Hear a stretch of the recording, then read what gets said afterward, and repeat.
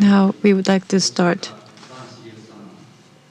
the session together with the architect Mr. Shigeru Ban, and also the Executive Vice President of Marui Sangyo, Mr. Ryosuke Yoshimura, and also the author and public speaker and independent researcher Mr. Shu Yamaguchi. I would like to ask Mr. Yamaguchi to serve as the moderator of this session. My name is Yamaguchi. Thank you for joining us, Mr. Ban and Mr. Yoshimura. So in the first half, we heard the 30 minutes presentation from Mr. Ban, and I am so proud to know that the Japanese architect like Mr. Ban is so active in making a great contribution to the society, and I just feel so grateful for his work. So I would like to ask so many questions. So I think it's wonderful that Mr. Ban is making the temporary housing. That part says wonderful. However, the temporary housings that you make is so beautiful and cool. And I heard that the resident didn't want to leave that structures. So it means that it was comfortable to live in those structures. Last year in Japan, the average price of the Tokyo's condominiums exceeded 100 million yen, and the same problem is happening across the world. 2 years ago, I was visiting European countries, and what I have heard there was in Copenhagen, Helsinki, the housing price is going up through the roof. And even if you are working very diligently, it is very difficult for them to purchase the decent houses. I think it is a trend, and the social issues are common across the world. Have you ever heard of the word reverse innovation? Usually innovation happens in the developed countries based on the accumulation of scientific knowledge, and based on that the products are developed, and that is sent to the third world. Maybe we don't use the word third world anymore, but that's spread around the world. Usually that's the process of innovation. But since 10 years ago, reverse innovation became a keyword. The peripheral countries actually start making the innovations, and that's brought to the developed countries. So the temporary housings are low cost and low environmental burden. It's comfortable and it's beautiful. If that's the quality of temporary housing, then it is no longer the temporary housings. Maybe it is a housing that can be used in general. Is there such a possibility? What do you think, Mr. Ban? Is there such a trend? Or do you think it is possible? Like I said before, the prefabricated temporary houses offered by the government is uncomfortable, it's not durable. Just after 2 years, the residents are asked to leave the structure, and they dismantle that, and it becomes the industrial waste.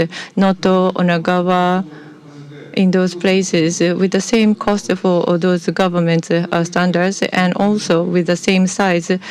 If you just put your idea in it, you can make a comfortable place to live in. And Mr. Ishiba, the Prime Minister, is now trying to make the agency of disaster, and I'm helping this endeavor. I'm just asking them to stop offering the temporary housings. The prefabricated houses can be made in 1 month. Our temporary houses takes 3 months. But if the comfort level of the house is better, then it is worthwhile to wait for extra 2 months, because after they move in, they said that it was worth waiting. So if the living condition is improved in the shelter, I think we can actually take longer time to make a decent temporary housings. Okay, thank you. So we have the Vice Executive President, Mr. Yoshimura from Marui Sangyo today on the stage. So you are also doing a lot of activities in the disaster relief based on your company's activities. Could you share what you're doing? Right. So in the Great Hanshin Awaji earthquake and the East Japan earthquake, on those occasions, we sort of estimated the materials to be supplied to the affected area. So we have sent the blankets and fuels and so forth. But from one point of time, the municipalities and to the authorities, we started having some meeting in advance, and we showed the list of the materials that we can supply, and if there's anything that you need, we can send them. That's how we started the negotiation. So in Noto earthquake, when that happened, they needed the well, could you first please introduce what you do in Marui industry, Marui Sangyo? Actually, we manufacture the materials for construction and we sell them too. And so we have the logistics centers in the east and west, and we have 90 outlets across Japan. So construction materials-wise, we do have ample inventory. And so when the Noto earthquake occurred, they needed the sack to put the sand to make the sandbags. So blue plastic sheets are necessary to fix the broken roofs, and the pre-cone packs. Those materials were hard to come by at the time. The flexible container bags were short in supply at the time. So about 10 million flexible bags and also blue sheets were supplied to them at the time. And I asked where we should send those materials, but the thing is that there was nobody to receive the materials, so we had to bring the materials ourselves. So not only in Japan, you are actually proactively providing the disaster relief overseas as well.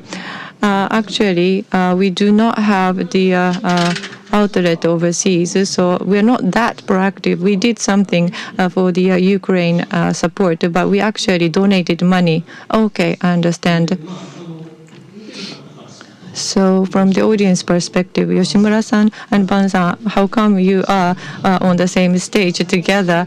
Maybe they are wondering that they have the relationship through the disaster relief activities, but they also have the long-standing relationships. And the Mr. Ban showed us the pictures of the museums in the presentation. Actually, this project of the museum in one place was initiated by you, right, Yoshimura-san? Yes. Shimose Yumiko was the president, and her mother, Shizuko of Shimose, they are the founder of the Marui Sangyo, and they had a private collection of artworks. But at one point of time, they wanted to make use of the artwork. They didn't want to keep them in the warehouse and decided to make it available for public viewerships. And we asked Mr. Ban to design the museum for Shimose Museum. So in the ante room, we were having the meeting, and Mr. Ban is busy around the world. He's working on many projects at the moment. And how come you decided to take the job from Marui Sangyo?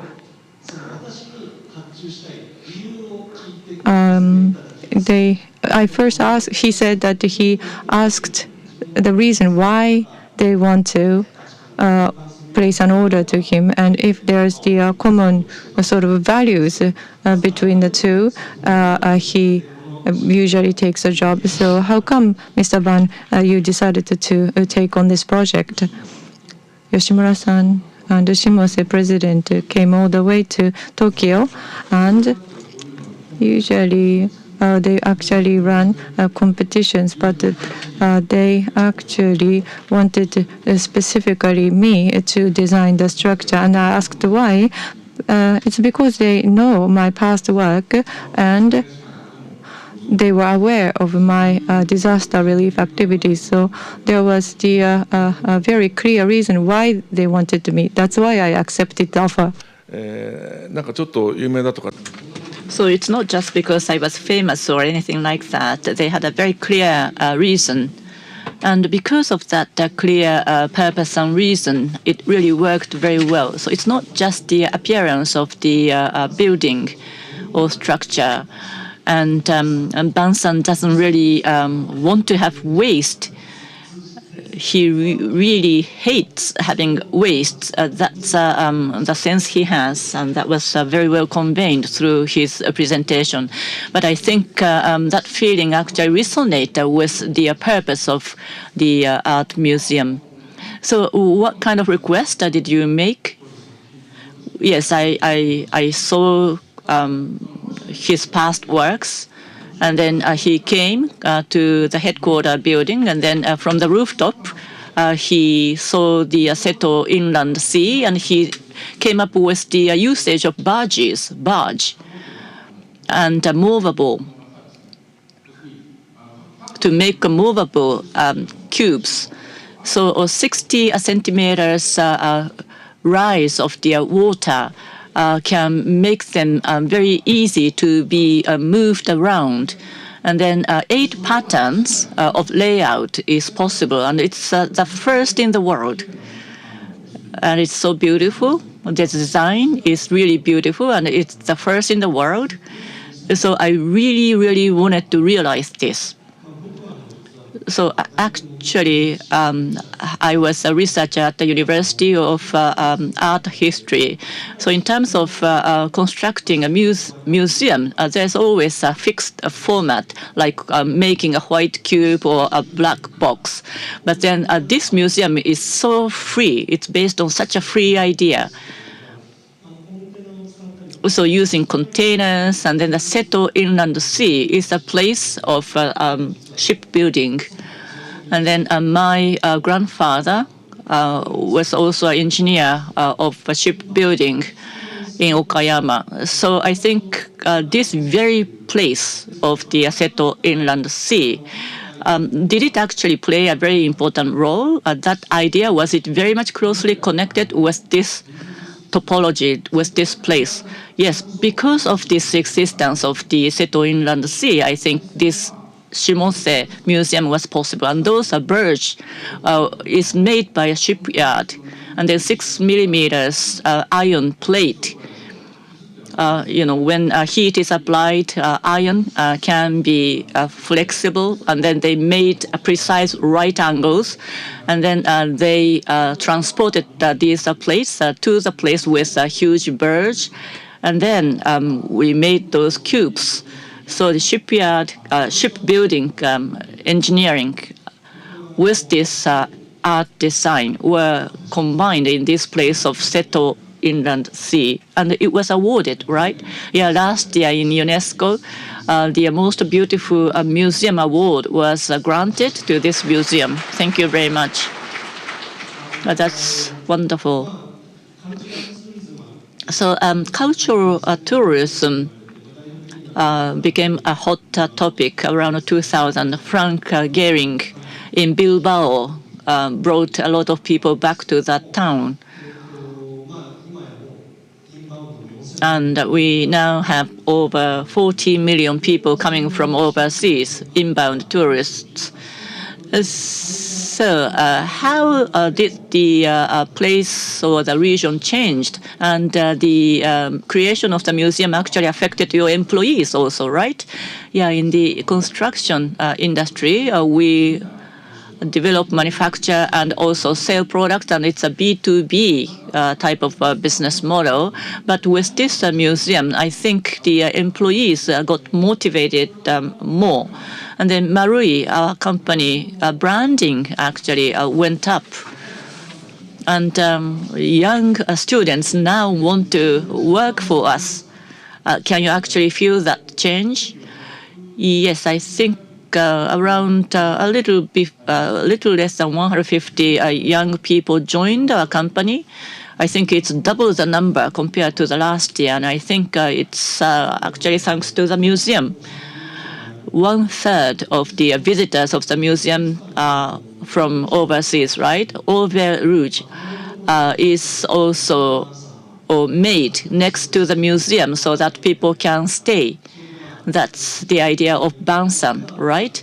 And then that was right after the COVID was over, and then inbound people were just returning to Japan, and then you completed this. But then construction cost was not that high, so I think this project really worked perfectly with all those elements in place. So I think any successful architecture always is blessed with a good timing. That's my feeling. So moving on. Oftentimes I ask this question. If the Earth is no longer livable, and some people talk about moving out to the Mars, but to another, if people are to move out to the space, you can't really bring everything. So if there's one thing you want to take from Japan, what is it? So I always ask this question in a university or in elementary school. And there's a list of 100 things. And then what's interesting is that 90% of the answers are something to do with things that were made before 19th century, like Ise Shrine, Katsura Shrine, and other things. And then Japan had a great economic growth. With GDP rising very rapidly. GDP stands for gross domestic product, meaning that it's a production, meaning that we make things, manufacture things, and we grew our economy. But then we didn't really see anything that was made in the 20th century on the list, like Kabukicho in Shinjuku or the highway in Nihonbashi, but these are not the things that come on the list. Students don't pick those things. So as we are all involved in manufacturing in a day-to-day business, but when you move to another house, if there are things that you leave, do not take with you, they become wastes. And then I ask manufacturers always, why is it that you don't want to take the things you are making? So what you are making, are they wastes, I ask, and then they can't answer my question. But Ban-san, you are an architect, and Yoshimura-san, you are in the position to support architecture. So from the perspective of manufacturing, what kind of a responsibility do you feel? I am sure that you have an acute sense of responsibility. Ban-san, in your case, about that big roof ring of Expo, I think you sort of criticized it. So what do you think? Yes, I think you have to think about the entire life cycle, and commercial buildings are all temporary. So they are easy to demolish, and what happens to the materials? That has to be all taken into consideration. Expo is only for 6 months, and wooden structures are popular. That's why they used wood. And then if you use a steel structure and then just put the wood on the surface, that was all right, because steels are quite cheap. But it's because popular, they use the wood just for temporary buildings, and they are going to demolish those things. Like that ring. After the demolition of the ring, the designer and even the Expo Association never thought about it, and then they still spend 35 billion yen to just make waste. And they are now discussing how to make use of that ring, but then of course it's not really usable because that was not designed that way. And of course, trees may grow, but they are very important materials. Therefore, you need to have this life cycle thinking. That's a very important concept in architecture. Well, Japan was actually good at it, right? Like old farmers' houses, they can be transferred to another places, and all the materials could be used. So in terms of sustainable, we were very much ahead up until the Edo era. in Japan. But now, in terms of the wood structure, we are very much behind, as Ban-san pointed it out. So have we lost such technologies? And is it because of the spirituality we have? Like whatever new is always appreciated, and then we just build new things, we destroy things, and then the urban landscape has really changed so much. So the spirit of product making, even before that, I think we have to really review our basic thinking toward everything. So, Yoshimura-san, you are also involved in product making. What kind of a sense of issue and responsibility do you have? Right, it is a very bitter point on our ears. Actually, our materials are actually used in the construction, such as the plastics and steels. So listening to the talk of Mr. Ban, you say that what we are making is temporary structures and it will be eventually demolished. If that's the case, then we have to develop a product that is suitable for that. So I got a really good idea for the future development. We have to really create a new value to our products. Right, this whole space. And once you go out, if you look around 360 degrees, basically the landscape is made with the things made by companies. So the landscape of the world are developed by businesses. That's the reality. So those people who are making decisions in that process, their sense of issue, their sense of aesthetics is very critical. In the long run, what they are making, how would it be part of the world? What kind of consequence does it have in the future? You have to foresee that, or else we won't be able to transform the way things are. So in Tokyo, in specific area, we talked about the landscape of that area. What's the landscape that we want to hand down to the next generations? At the moment, there's not much.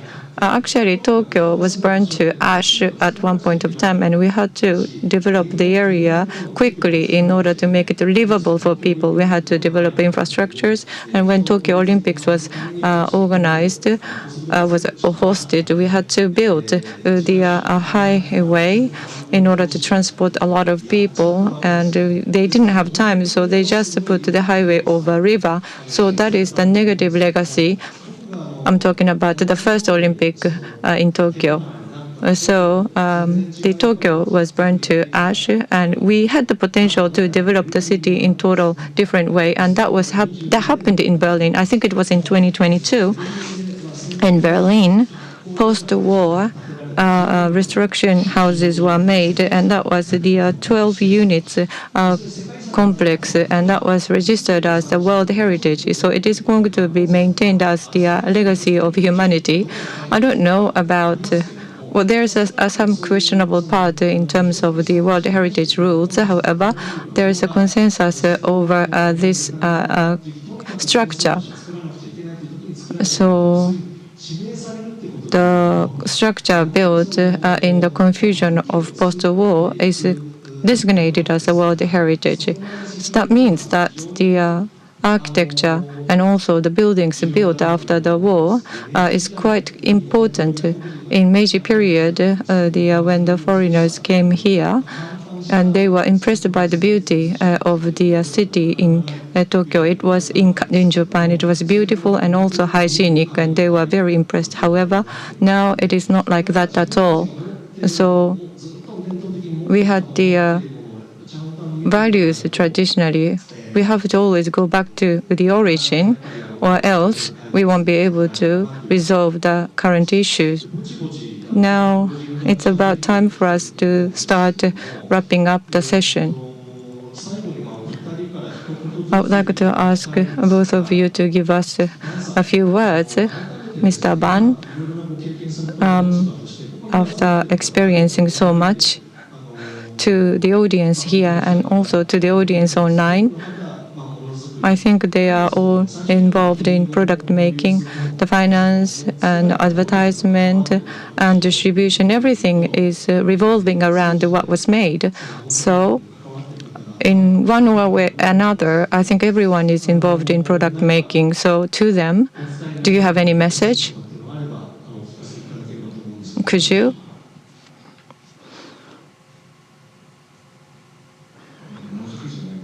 It's not really about product making, but I think the issue is education in Japan. Sometimes adults often say that, I didn't take the classes seriously, and they talk about it, drinking alcohol. But in overseas, it is unthinkable. And we often now say reskilling, but we don't have any skill to begin with. So actually in the US, 330,000 Indian people are studying in the US. So there are a lot coming from China. But in Japan, Japanese students, only 10,000 people are studying in the US. So I think we are lagging behind. And the critical issue is education. So in the future, I think Japan's status will continue to drop. So studying abroad, well, after graduating from high school, you went overseas to study, right, Mr. Ban? So studying in school and acquiring skills in school, you talked about reskilling. So in parallel with that, another important thing is mindset and the values. That also needs to be reviewed, I think. So the other day, 2 years ago, I visited Northern European countries and I had a discussion with the leaders of companies. What's most promoted is commuting to companies by bicycles. That was actually the sea freight companies, and that was called AP Maersk, and half of the employees are commuting by bicycles or use the tram or trains. And if there's no way to come to school other than that, then you can use the automotives. But the electric vehicles can have a better parking slot, and the petrol-based cars will be parked in the most distant parking lot. And so that's the mindset. In Japan, yes, the education and skills opportunities are now getting smaller, but look, we have to also understand the issues, the common issues in the world. What's common issue and what's not needs to be understood. About 5 years ago at Davos conference, actually the panelists are all men. Today, that's the case. But even like 5 years ago, when the panelists were all male, then the audience boo, and then they just leave the conference room.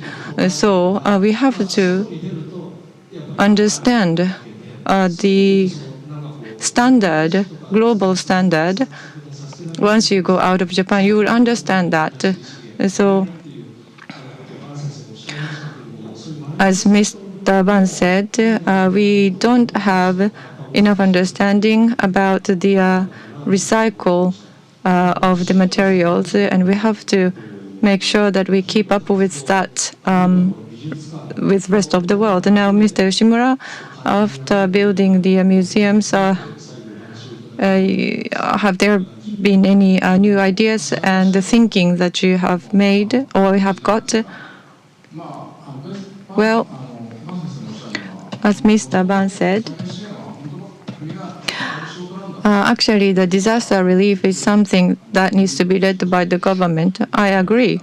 The government needs to implement more proactive initiatives, but the situation is so dire now. So we just do whatever we can do in our capacity, offering the flexible pack and also blue sheets, whatever that's available, we can supply them because we have the inventory and the outlets across Japan, so we can deliver them. So we also share this story with clients such as general constructors and subcontractors.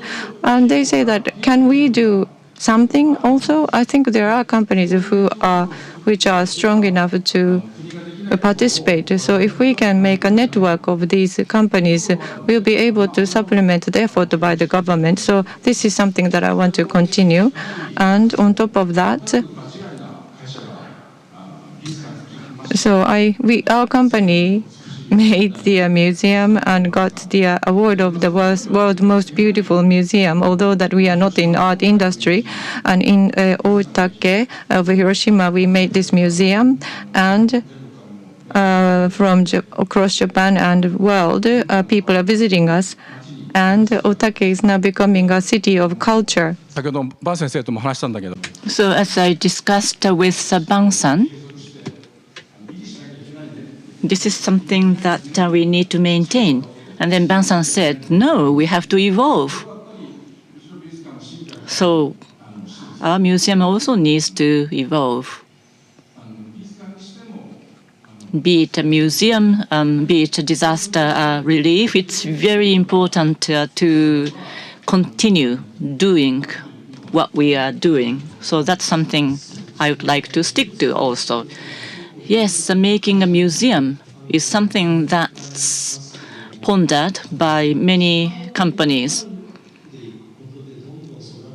But over time, museum can evolve to become a wonderful museum. So a museum can grow into a wonderful museum, and that the growth part is the most difficult part. So I'm sure that you will encounter a lot of challenges going ahead.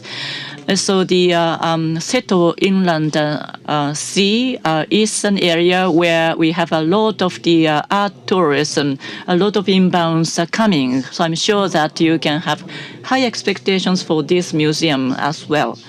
So once again, Ban-san, an architect, and also Mr. Yoshimura Ryosuke, Executive Vice President, Marui Sangyo. Thank you very much for taking part in this panel discussion. I truly appreciate your attendance.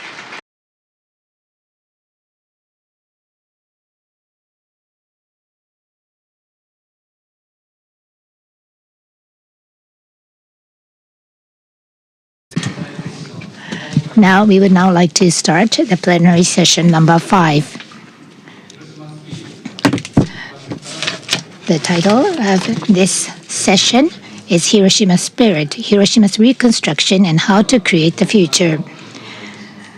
Now, I would like to introduce the participants from Hiroshima Keizai Toyukai, Mr. Hiroyoshi Kagawa, the chairperson of Association of Corporate Executives, Mr. Samsul-Hadi Shams from UNITAR, Program Officer and Team Leader, Ms. Misaki Fujiyama, Representative Limone, and Professor Yoshinobu Soda from AK University Social System Design.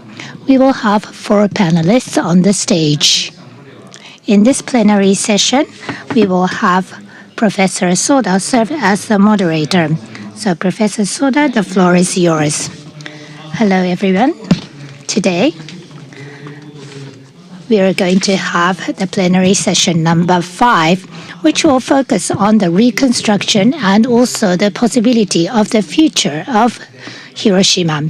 Thank you for joining today. Now, let me use my slide so that we can be sharing the tone of this session. So, reconstruction and how to create the future of Hiroshima.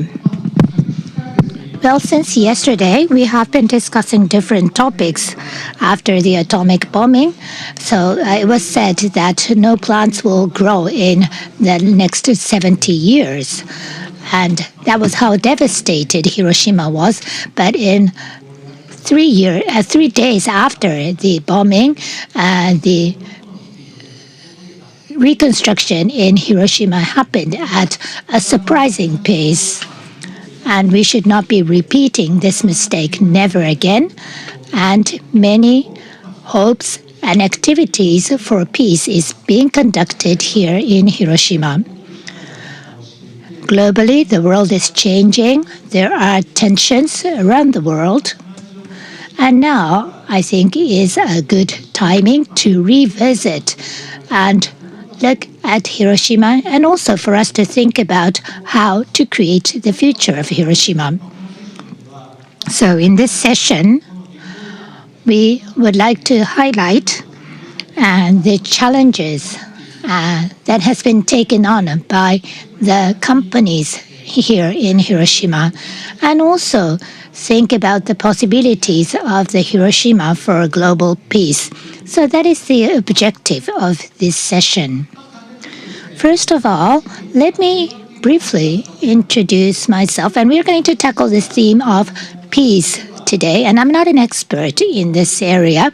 I used to work for a private company and also for a government agency, and I was with the NPO, with the university and the media. I've been involved in the society from different perspectives, and I have tried to solve problems from different aspects. And if we are to create new value in the society, one single stakeholder will not be able to make that possible. So how to connect the players and how to create or connect the different values, and through which we create the new system. That is actually my area of expertise. And together with different stakeholders, I would like to help create this social value. And this is the perspective that I have when I think about peace. All right. So although now I'm not an expert on peace, what is peace? If we are to look at the social system, how do we observe peace? I would like to talk from that perspective. Well, the status of peace is not only a situation that there is no conflict, war, or violence. Well, primarily people may think of such a situation as peace. But that alone is not enough. Having coordination with different people, harmony with different people, and creating value. I think that is also another aspect of peace. And having both these pillars will enable peace. That is how I think. And Hiroshima has learned from the past and have been engaged in a big movement to eradicate conflict, war, and violence. And also, Hiroshima is a city that has taken a big step towards reconstruction. So that is why Hiroshima has a society which is in harmony. And what is beyond that? From this city of Hiroshima, whether the global situation is in a turmoil, what else can we do? So this is what we would like to discuss in this dialogue session today. So today, we would like to focus on reconstruction and also how to build the future. Well, first about the reconstruction, I would like to turn to the panelists, and I would like to have them talk from their perspectives, and after that, we would like to think about what we can do towards the future. And when we think about the future, of course, after the Meiji Restoration period, Japan has modernized itself, and we can reflect upon Hiroshima from that context. However, Hiroshima obviously has a longer history, and also in the Setouchi region, we have had a long history, and it's because of this history that we can think of the future together. So we would like to look at this in a longer time frame, and creating and promoting the value for Hiroshima for global peace. We would like to explore a direction and also explore the possibility to enable that. So that is what we want to do in this panel discussion today. All right, so now let me turn to the panelists one by one. First of all, to talk about reconstruction. So I'd like to ask for the presentation from the local community, local company perspective, or international organization perspective, or it's from the youth. How do you see reconstruction? So I'd like to turn to the panelists one by one from here. So Kagawa-san, please. Hello, everyone. About 4 days ago at the assembly meeting, we got the assignment from the Doyukai of Hiroshima as the, and my name is Kagawa. So in order to think about reconstruction, I think we have to understand the background and what was happening at the time. So from the company's history of Fukuya, I would like to review the history. This year we are marking 96th anniversary, but looking at the history book of 50 years of this company, I would like to give you the background.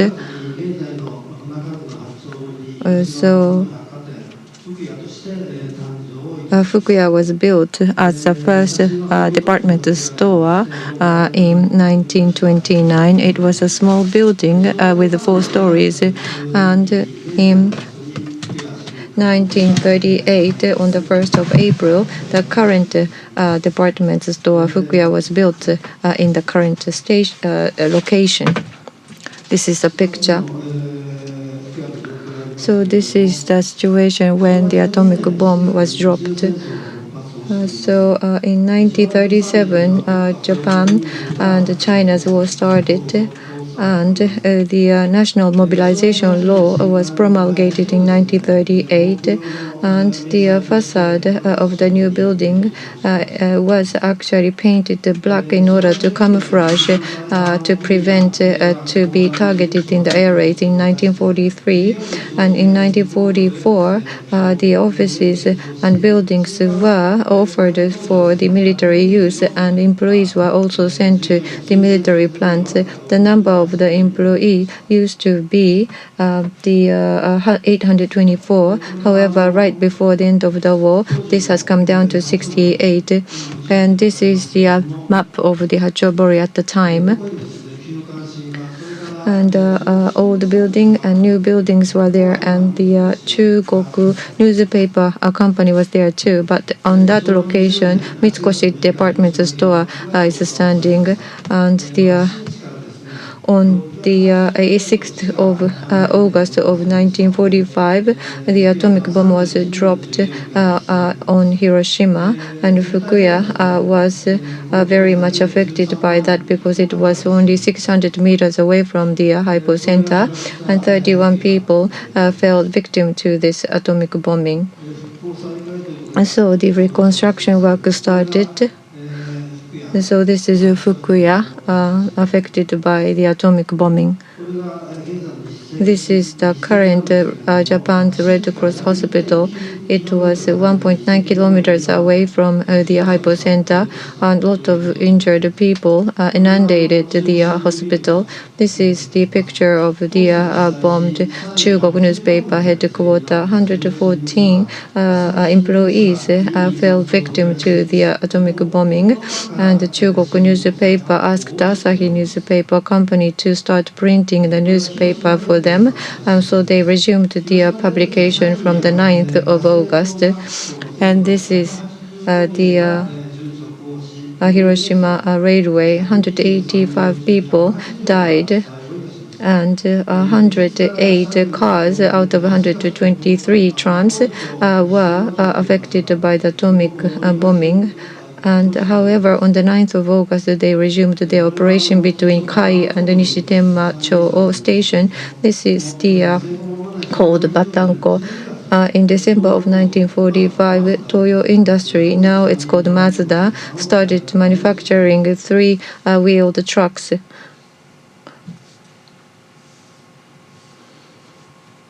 and this three-wheeled trucks is called Batanko.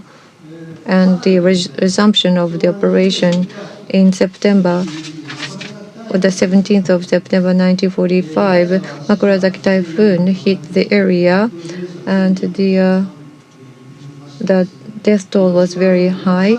And in Hiroshima, the 30 bridges were damaged, and the transportation line was disrupted because of that. I'm going to skip these parts. And we have resumed the operation in 1946, and this is the elevator. So the ceiling and walls are not yet repaired. And after that, occupation army came to Hiroshima. I'm going to skip this. And in 1954, finally, the whole buildings were restored, and we were able to resume the full operation. This is the picture of that time.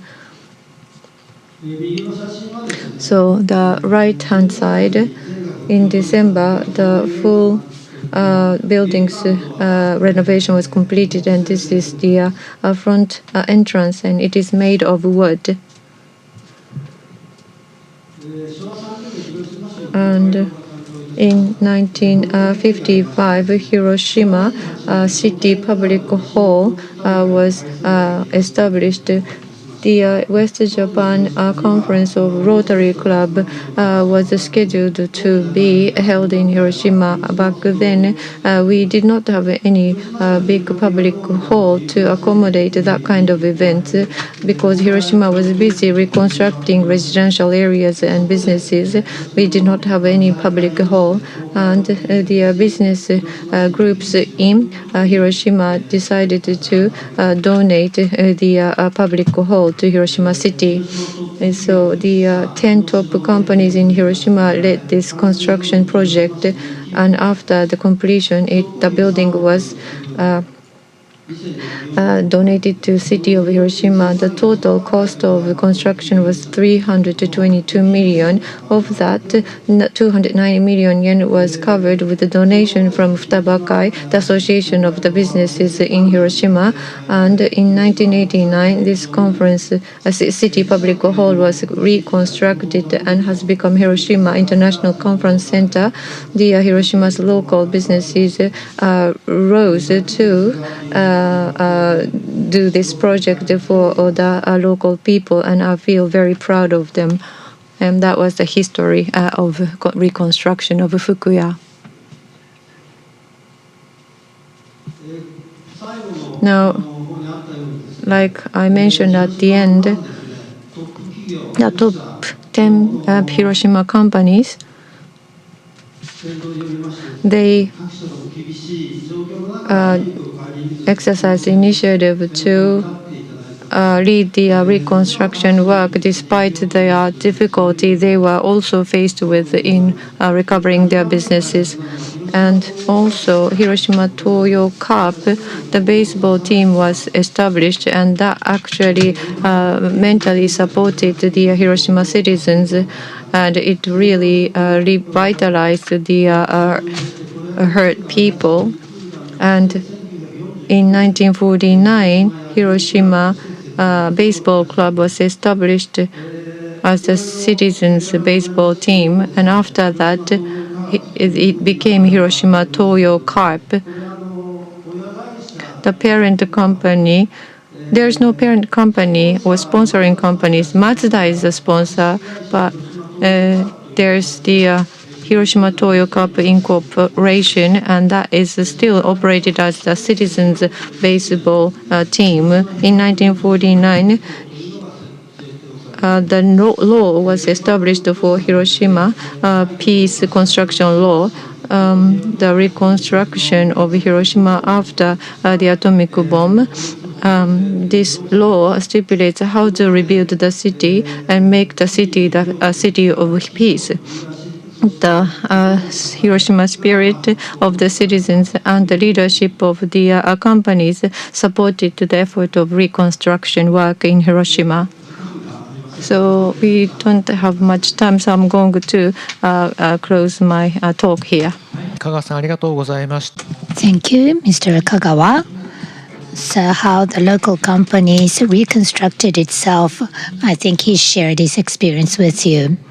Now, I would like to turn to Dr. Shams from UNITAR to talk about his perspective from a global organization. How does he see the reconstruction of Hiroshima? Shams, please. Thank you, and a very good morning to all of you. So today I will be talking a little bit about who we are as the UNITAR and a little bit perspective on Hiroshima and why we are in Hiroshima, not in Tokyo, but also a little bit about the program and activities that we conduct in the city of Hiroshima. So I would like to start with a brief background of the United Nations Institute for Training and Research that was established in early 1960s by the UN General Assembly to support the countries that was coming out of colonization by offering training and capacity building primarily to new young diplomats coming, those new countries that was emerging in Africa as well as in Asia, to join the UN and how to conduct diplomacy in multilateral setting. So over the years, the mandate of the UNITAR, that it has office in Hiroshima, has shifted. And now the role of UNITAR is more to provide training, capacity building to adults, that include individual, but also to support organization globally in institutions, worldwide. The UNITAR Hiroshima office was established in 2003 by the support of the Hiroshima Prefecture government. And it is the only organization that exists in Hiroshima, including the Chugoku and Shikoku region. There is no other UN agency except UNITAR, which is, to support peace and, capacity building in the city of Hiroshima. So now a little bit on Hiroshima. Hiroshima history is the city of that first experienced a nuclear bombing, which is a remarkable, devastation. It's a city that represents not only that shaped its identity as a center for peace building and reconstruction as well. So it's not just the devastation, the destruction that happened, but also its identity to support peace and reconstruction globally. So UNITAR presence here allows is to leverage Hiroshima legacy to train young people, leader, diplomats, and professionals in nuclear disarmament, peace building, and sustainable development. The office serves as a bridge between Hiroshima lessons and the global efforts to promote peace and prosperity around the world. Current project and initiative. So we do a lot of different trainings and activities from the Hiroshima office. I'll just give a few examples that we work here in Hiroshima. There are 6 thematic areas that include entrepreneurship, private sector development, leadership and inclusion, finance and trade, anti-corruption and combating crimes, frontier technologies, and Hiroshima and peace. These are the 6 thematic areas that we work here in Hiroshima. So some key programs that we conduct and deliver around the world include nuclear disarmament and non-proliferation, which equips young diplomats with knowledge and skills to advance nuclear disarmament on the global forum and also globally. Hiroshima Youth Ambassador Program, which engage young people in discussion on peace and the sustainable development goals. And training for conflict and post-conflict countries, and as you know that there's a lot of countries recently that has conflict or coming out of conflict that we support by driving lessons from the Hiroshima reconstruction to support nation that is recovering and emerging from crises. So UNITAR Hiroshima office collaborate not only with the government of Japan, but also one of its key supporter, the Hiroshima prefecture, as well as the Hiroshima city government. But also we also work and support with universities and private sector organization, ensuring its program meets high professional and academic standards. So Hiroshima stands as a profound amalgam of both tragedy and resilience that Professor Kagawa has earlier mentioned. The city in history, the first city in history to experience the bombing, making an event that reshaped global consciousness about warfare, peace, and humanity's future. The city has recovered from its profound loss and emerged as a remarkable transformation, making Hiroshima as a global symbol of hope, peace, and reconstruction. Despite the destruction, Hiroshima displayed an extraordinary strength, rebuilding itself into a thriving modern city while preserving its historical legacy and memory. Today, landmarks such as the Hiroshima Peace Memorial Park and the Atomic Bomb Dome serve as a powerful reminder, sometimes I would call it time machine, of the past, but also it inspires worldwide efforts toward nuclear disarmament. Hiroshima legacy extends beyond Japan. It is now a cornerstone of global movements for peace. It hosts the annual Hiroshima Peace Memorial Ceremony, bringing leaders, citizens together to honor the victims and reaffirms commitment to a future without nuclear weapons.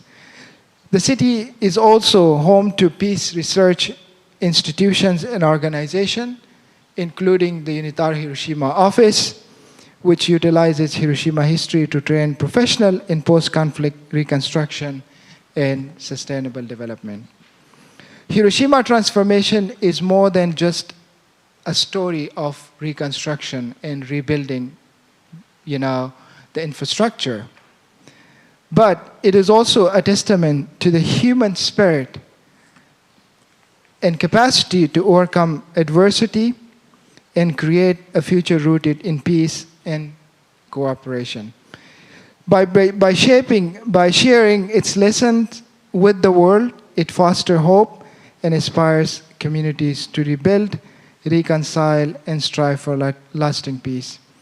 Now, I'm working with the Hiroshima office, and I witness how, and the people who comes to Hiroshima every year, witness how Hiroshima story touches its visitors, including the people that come here from conflict-affected nation, including my own country, Afghanistan.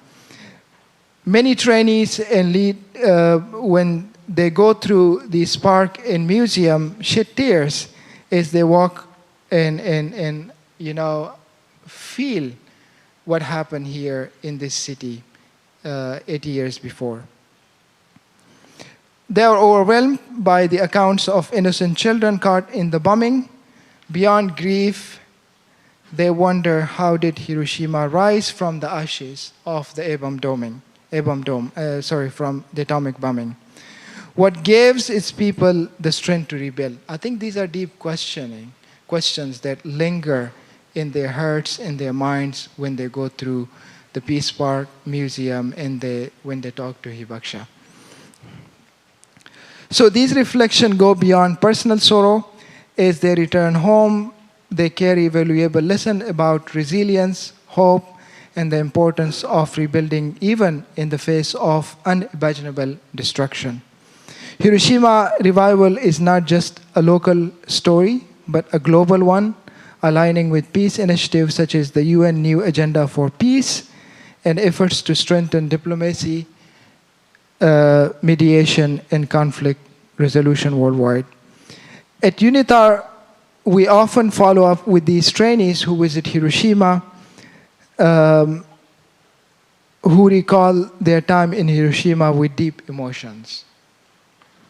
Their visit leaves them with a renewed determination to work toward peace, reinforcing the belief that rebuilding is possible in all those countries, including Afghanistan, Iraq, South Sudan, Syria, and many more other countries who visit Hiroshima.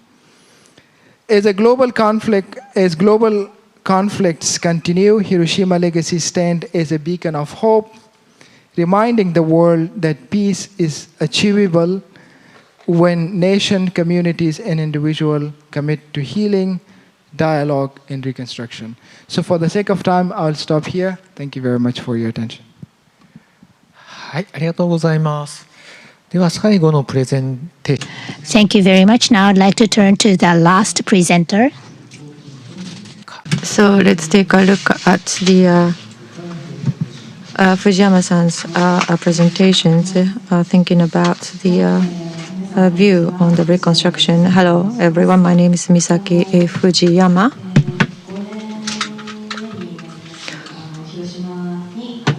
It's been 5 years since the new university, AK University, was established in Hiroshima, and I am the first person of the first year of the graduates from the university AK, and I would like to give you the brief explanation of what we are doing. I'm the youngest person among the panelists, but I would like to share what I know. So this is the exhibition called The Pride of Hiroshima. I think many of you know this exhibition. So first I would like to explain about the Pride of Hiroshima exhibition.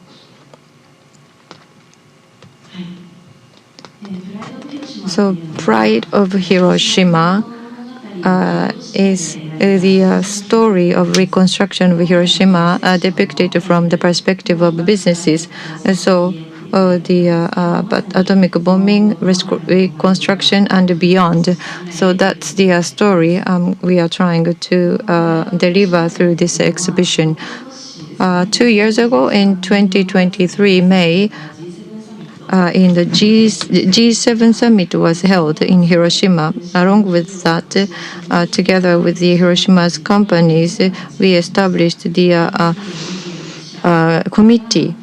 The 26 companies in Hiroshima got together. When it comes to the story of Hiroshima, we often heard about the atomic bombing and its suffering, the story about them. However, there are a lot of people who are working hard to restore their life. And along with the G7 summit, we want to tell that part of the story, and that's how this initiative started. So this is the exhibition. That was the limited exhibition for 3 weeks. Those people who live in Hiroshima might know this from the atomic Genbaku Dome. In the place where there used to be the baseball park, there's a gate park, open park. And below the big roof, we were having the open exhibition session. So initial plan was to exhibit that only for a limited period of time, but from both in and outside of Japan, 17,000 people visited the site.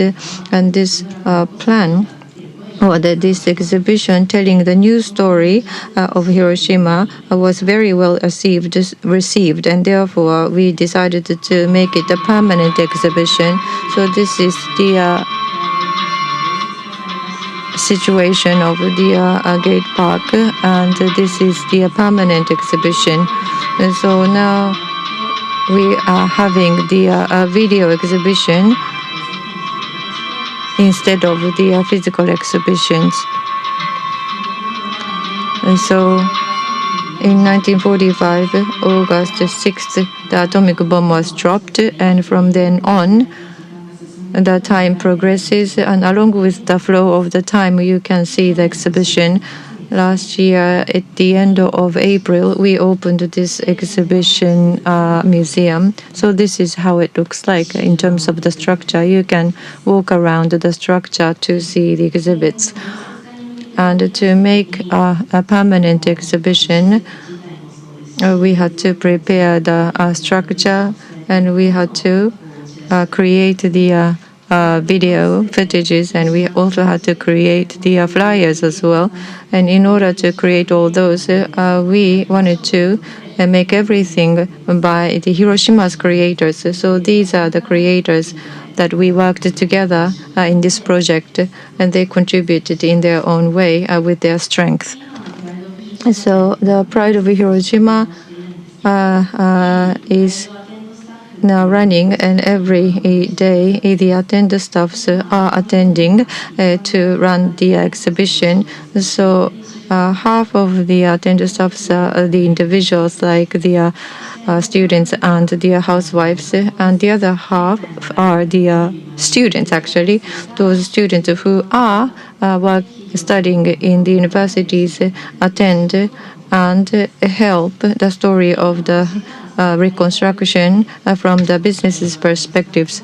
So we are doing the control and management of the students' attendance.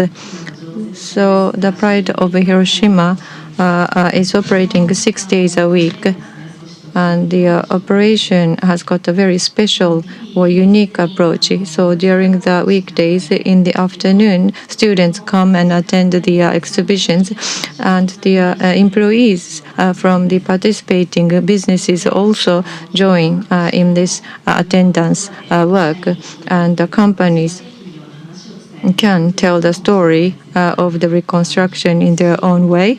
That is an important opportunity for them as well. And they can encounter with the students, and they can have a good dialogue, and they can come across and with new perspectives, and they can create a new sort of relationships. And through these encounter, the students can actually understand the value of, or can discover the new aspects of the businesses, and also the businesses find it as a good opportunity to learn about the youth's perspective.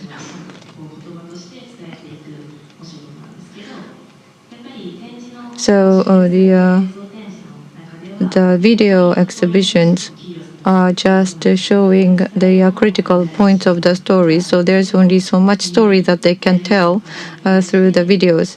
But to supplement that, the representative from the companies can tell more details. So participating companies are cooperating with us. We are now making the exhibition plan for each company.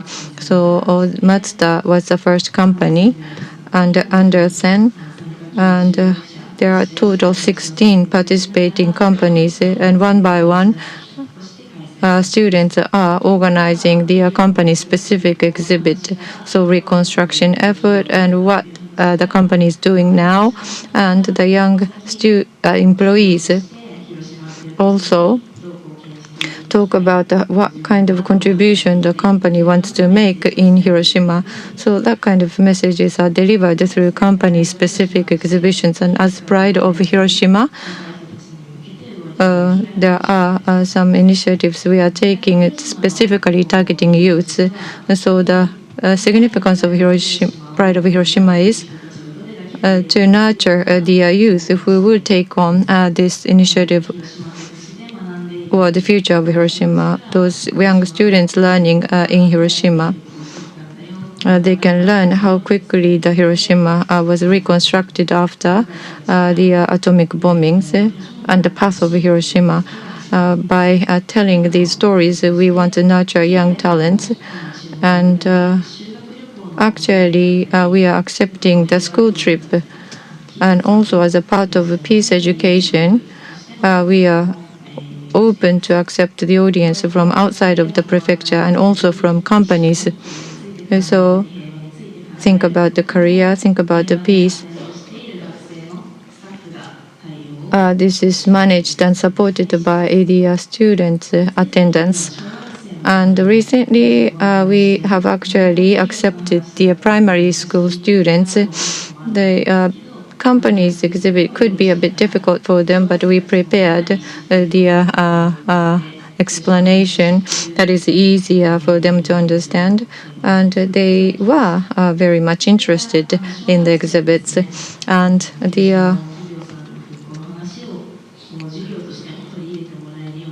we are now encouraging the schools to include the story of the Hiroshima business's reconstruction efforts, and we are offering some educational material themed under a Pride of Hiroshima to the local schools. And so, since the atomic bombing, how the Hiroshima-based companies contributed to the process of reconstruction. All these knowledge is now shared with the young students. So the main player of this initiative is the students. So this year, in the magazine of Hiroshima Chamber of Commerce and Chamber of Commerce and Industry decided to carry the article of Pride of Hiroshima initiative, and our picture is actually showed up in the cover page. And on behalf of the young generation, I would like to continue to tell the story, and that's why I'm here to speak on behalf of the youth in this endeavor of Pride of Hiroshima. 立場からです。 Well, thank you very much. From their respective perspectives, we heard about how they consider or think about reconstruction. Of course, there are different perspectives, but this reconstruction of Hiroshima is not just about reestablishing the city, but rather it is about how to realize the peace and stability of the humanities. So we can consider this as a very big movement. I hope you share this with us. And for the reconstruction, we need the will of the local companies and also the infrastructure, the industry, the education. We need different aspects, but the will of the community is very important. And I think that is what Hiroshima is known for, and the young people get inspired, and that is leading to the future of Hiroshima. I hope you share this with us. So from here, I would like to talk about how we can reconstruct the future of Hiroshima and what Hiroshima can do, what role Hiroshima can play. So this, we hope to have a dialogue with the panelists. So when we think about the future, instead of just thinking about Hiroshima as an individual city, I think we would like to broaden the scope to include the Setouchi region. So places Hiroshima as part of the Setouchi region. So how do we see the value of the city? Well, probably there is this value of coexistence. This region of Setouchi, it's not that we have a big flat piece of land, but rather there are small communities with each having their unique culture, and we respect the culture of each other, and we have been coexisting together. That is the history of this region, and the culture has been developed in that context. And this diversity is what we have been valuing, and I think that leads to how we can rebuild or we can build the future. And this really is an attraction of Hiroshima. So how we can further develop this, I think, will be the key. So this diversity of Hiroshima, I would like to think about that, and also think about what Hiroshima can do. What is unique about Hiroshima? Okay, so this new diversity and creating new value, this probably will help Hiroshima become an attractive place for the young people who will be building the future. And also, and how does it look from the global perspective? This is something we would like to touch upon in the discussion today. Okay, so what do you want Hiroshima to be in the future? What are the challenges? And what are the challenges? How can we overcome these challenges? I would like to hear this from the local company perspective, global institution perspective, and also the youth perspective. So instead of speaking on behalf of your organization, probably you can speak from your individual perspective. Kaga-san, do you think you're ready to start? Well, very broad in scope, kind of hard to answer, but I'll try. Well, Hiroshima's challenge. Well, we often hear that the population flowing out of our region, over tourism is also another challenge, and also the decline in the number of Kataribe who shares the history of the war in Hiroshima. Well, first of all, about the outflow of people from this region. So yeah, we have surveys conducted, and looking at that, what is most often said is that they don't have a place that they want to work here in Hiroshima, or not enough information. That is what we hear from the people. Well, we do think that we do offer a certain amount of information, but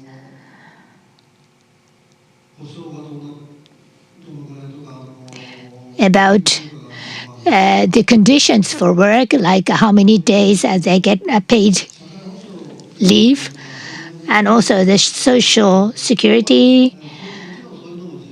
Yes, we do provide that information, and that, of course, is important. And the information that we provide also includes a workplace that is comfortable to work. But it seems like they don't get the information of a workplace that they feel rewarded, or they feel confident. So if we can provide that kind of information, that may change the situation. So not the information that the company wants to distribute, but rather we need to look into whether we are really able to provide information that the job seekers are really looking for. And it's not just about work, but also entertainment as well. Entertainment facilities, we don't have many, like the concert halls or opera or the art. Yes, sports.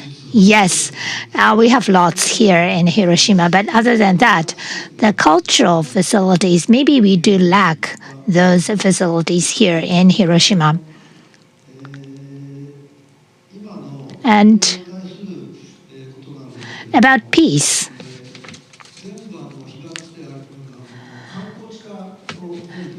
So the areas that were hit by the atomic bomb are not have become the tourist site. And we have people from the Western countries coming over to this place of Hiroshima.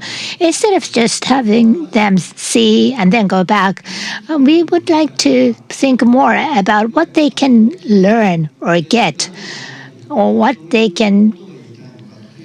message we can deliver to them through their visit here in Hiroshima, like peace tourism. And the Kataribe, who are the people who share the experience of war. And I think it's different to hear directly from those who really experienced the war themselves, or whether we hear it from somebody who's heard from their relatives. So although there is a difference, I think we can think of different ways of conveying the message through video or many other methods. And the sites that the tourists visit, it's just a tourist site. It's become very touristy.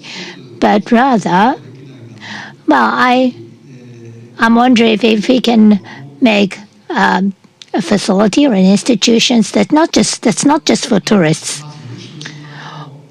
I think that's about it. So you share the challenges of Hiroshima, and also you made a suggestion how we can improve the city of Hiroshima. That was from the company perspective. So next, Shams-san, could you share with us your thoughts on the challenges of Hiroshima and what are the possibilities for the future of Hiroshima? Thank you. UNITAR brings hundreds of people every year to Hiroshima from those countries which are affected deeply by conflict, violence, and poverty. And a lot of these young people, when they walk in Peace Park, when they go to museum, they keep asking, how comes Hiroshima, suffered the first nuclear, bombing? But they overcome those challenges and how they can rebuild. By asking these questions, I think what is lingering in their mind and what they're reflecting on is the strength and the resilience of the people. What made these people to come together, work together, and rebuild their own city? Because when you go to those countries, you see the past, present, and future live together. You see a lot of building that devastated by conflict. You see a lot of evidence of the conflict that is taking place, and they don't see a clear-cut, path to rebuild this own country. But when they come here, I think they see a remarkable example of reconstruction, and they not only gain hope, but also get this courage that yes, we can do it too. So at the same time, I think peace that we have here in Hiroshima is different for different countries. It means different things. For example, for some countries which are in the conflict, for them peace means the absence of violence and war, what we call negative peace. But the peace they see here is a peace, positive peace. They not only see that people and those people who suffered during the war, they talk about peace and peace building. They talk about reconciliation. They talk about moving forward. They talk about how to rebuild and what it took for them to rebuild their own countries and communities. So I think for them, peace is very fragile when we look at from global perspective. A small trigger can start a war. And I think that should be reflected here as well. Look at the world in the Middle East, especially in Africa. We have a lot of conflict ongoing. And a small trigger can lead into war.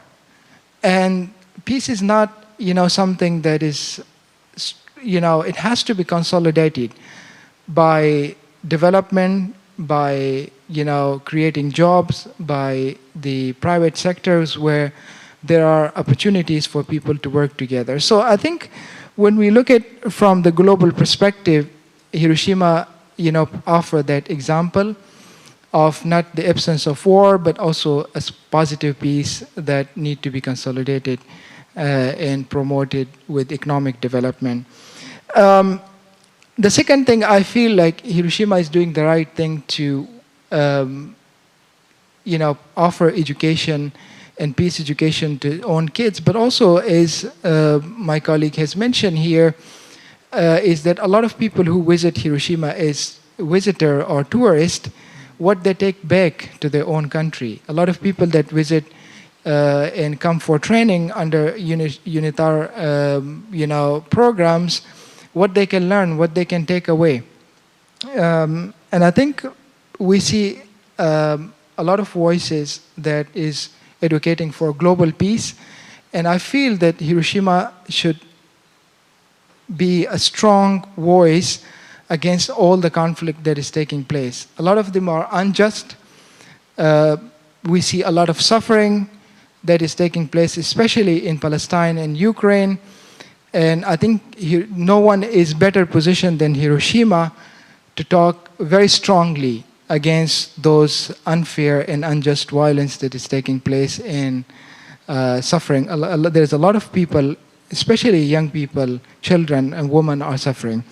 So I think that is what it means for a lot of these people when they come to Hiroshima. They expect a lot. The expectation is that Hiroshima is the right place and the right to talk about peace, conflict, and war, and why it should be stopped and why it should not be repeated again.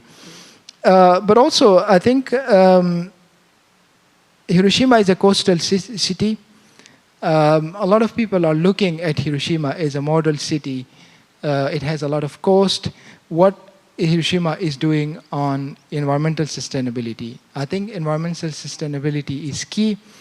There is a global warming. A lot of these people are not just affected by conflict and violence, but also by the environmental and global warming. And we see a lot of migration taking place. People are moving from the area that is affected by climate change.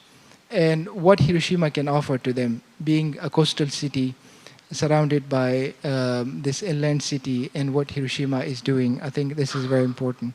So I think I'll stop here for the sake of time. Thank you. はい、ありがとうございます。Thank you.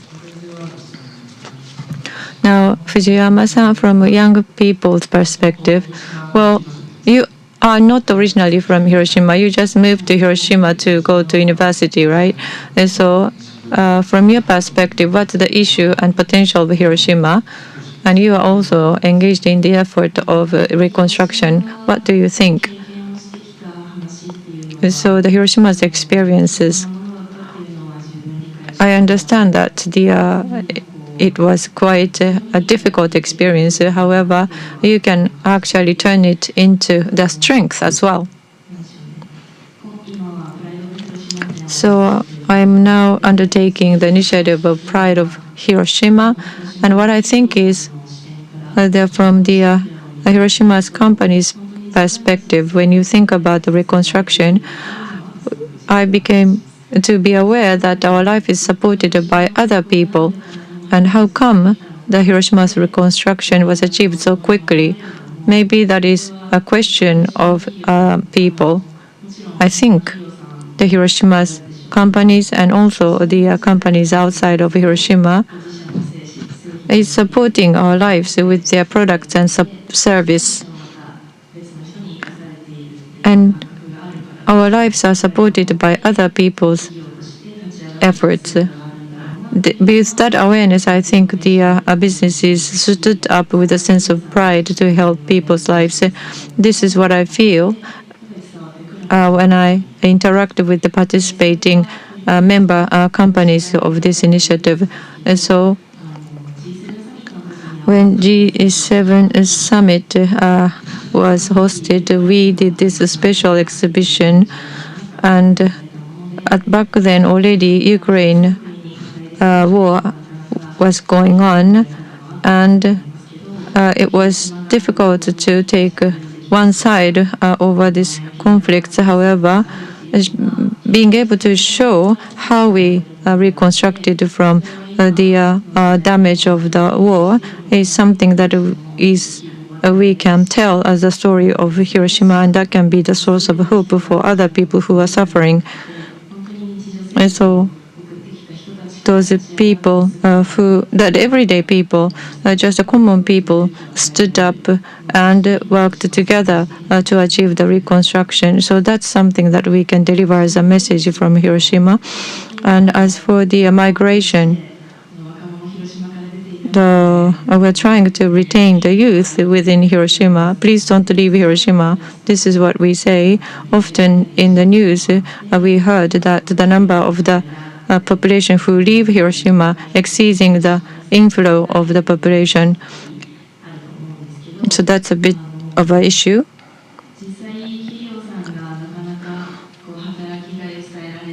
The companies are struggling to convey why it is a good place to work for young people. But employees of the companies can tell a story of how it is worthwhile to work for the company, and that communication is done by the employees, and they look really proud, and it is quite overwhelming. So through that kind of communication, I think young people feel motivated to work with them.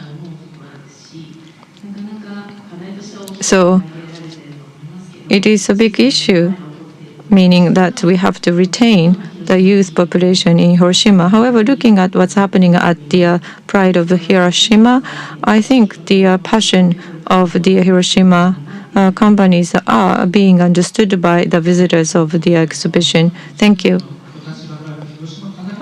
There are some issues in Hiroshima, but Hiroshima also has high potential. I think that's the common thread across the three people. And so the society is now changing very quickly. We are looking for a new model of economy, not just the conventional capitalism. I think that's the trend across the world.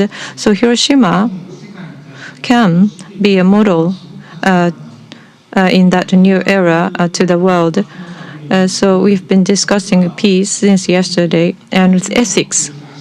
Based on peace and ethics, we can make a new shape of capitalism. Hiroshima is in a good position to really think about it, and there are many things that we can do because we are Hiroshima. I think we've been discussing that over the 2 days.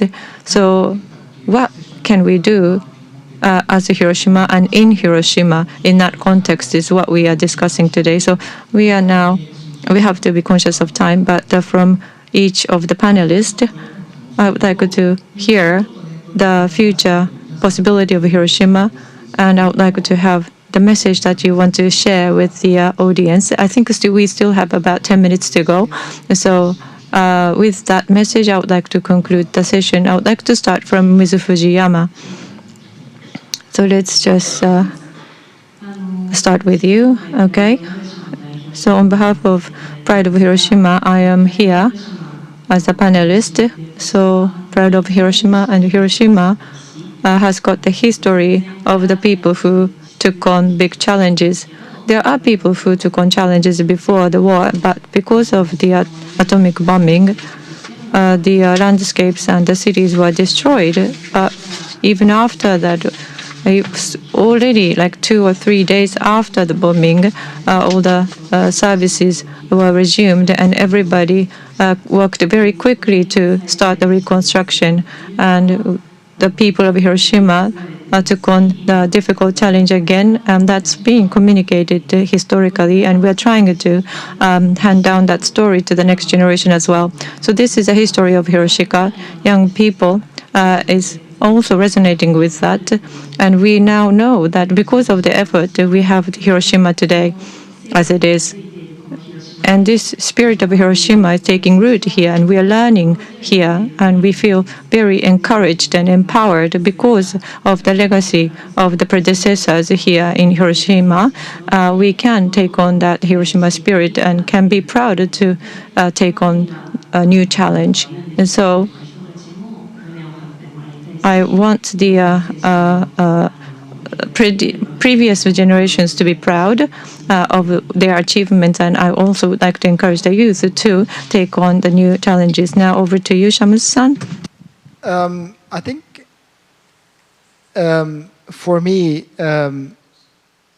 Hiroshima serves as a center or a beacon of peace and diplomacy, which present to the world as a center or a place where we can talk, about peace, we can talk about nuclear disarmament. So I think Hiroshima should continue to serve as a center for peace and diplomacy, and I think that leadership is very important. We have seen Hiroshima is, educating. Hiroshima is voicing its concern about, why it is important for the world that we should get rid of the nuclear weapons. And I think that should continue and more strongly, but also I think Hiroshima should continue to engage youth in peace education. I think that's another dimension that Hiroshima is already doing, because peace education is key to everything. When we look at to the world where we see a lot of conflict, where we see a lot of poverty, one of the key factors that can support those countries to come out of the poverty and to rebuild its own country is education. And sometimes peace education is very important than, other type of education. Because when these people that we bring under the UNITAR programs to Hiroshima, what they have, I think, when they have a strong feeling of taking revenge. A lot of people are thinking when they have been suffered, when they've been, in the conflict, they're thinking about revenge. They're thinking about their grievances. They're thinking about that sadness and how to turn that into a positive energy. I think peace education can play a huge role. And a lot of people are looking for examples in Hiroshima, what Hiroshima does and what we can take from Hiroshima to educate young people across the world, that why they have a stake, they are the leaders of the future. So I think also, entrepreneurial ecosystem, we teach a lot about entrepreneurship in our program. In UNITAR, we bring a lot of people, young people from around the world, to tell them why it is important for them to create their own destiny. I think now the global economy is such that the jobs are shrinking, the traditional job, but there is more, focus on, AI, technology, and how this will create a job. So I think that entrepreneurial spirit should continue to be, developed and nurtured here in Hiroshima, so that the young people can feel that they have a stake in the future and they can do something for themselves, not only themselves, but also for the global peace. Thank you. はい、ありがとうございます。それでは最後に香川さん。Well, thank you very much. Kagawa-san, would you like to close? Yes, I'm the last speaker. I feel responsible, but yes, I heard from you earlier that there are different definitions for peace. So where there is war, having no war may mean peace. So that could be a negative peace. And also there is positive peace on the other hand. So people having sufficient goods, and when that continues, the definition of peace may change. And also mental fulfilledness, and also feeling this being rewarded for working. And this may lead to the discussion of well-being. Well, in our organization also, we have focus on well-being and the fulfillment of well-being. This is one aspect of peace that I would like to realize. And also, the ideal state of Hiroshima is to become a mecca of peace, center of peace. So we can develop the educators of peace in Hiroshima and then deploy them around the world, and they can extend the peace. So this kind of cycle is something we would like to create. So well-being in the company, we can embody peace through those activities. And these activities are really a grassroots activity, something that we can continue. We need to continue on a daily basis. And doing that, I think we can establish the status of a peace city, Hiroshima. Well, thank you very much. Well, today we have heard from each of the panelists from different perspectives about the reconstruction of Hiroshima, and also the future, the possibilities for the future of Hiroshima as a Hiroshima for global peace. Well, the people in the audience and also who are connected online, you might want to give some thought. I hope that this was a great opportunity to give some thoughts about what we can do towards the future. How to create the value of the society, because the society is going to change with the development of technology, And in that context, I think we will need a different approach of creating value, different from the industrialization stage. And young people, yes, we have many students in our universities who hope to solve the problems of the society. And they are not looking at the economic value, but they are trying to realize that their value through this contribution to the society. So even younger ones, junior, senior high school students, we have many of them in Hiroshima. And probably this is due to the education that's being provided in Hiroshima. So people who can create the value for the society, I think Hiroshima is a good place for that.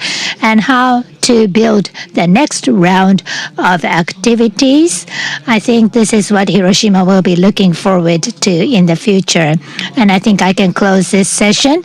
And thank you all for your valuable time. And thank you to the panelists. Thank you very much. And I would like to close this session.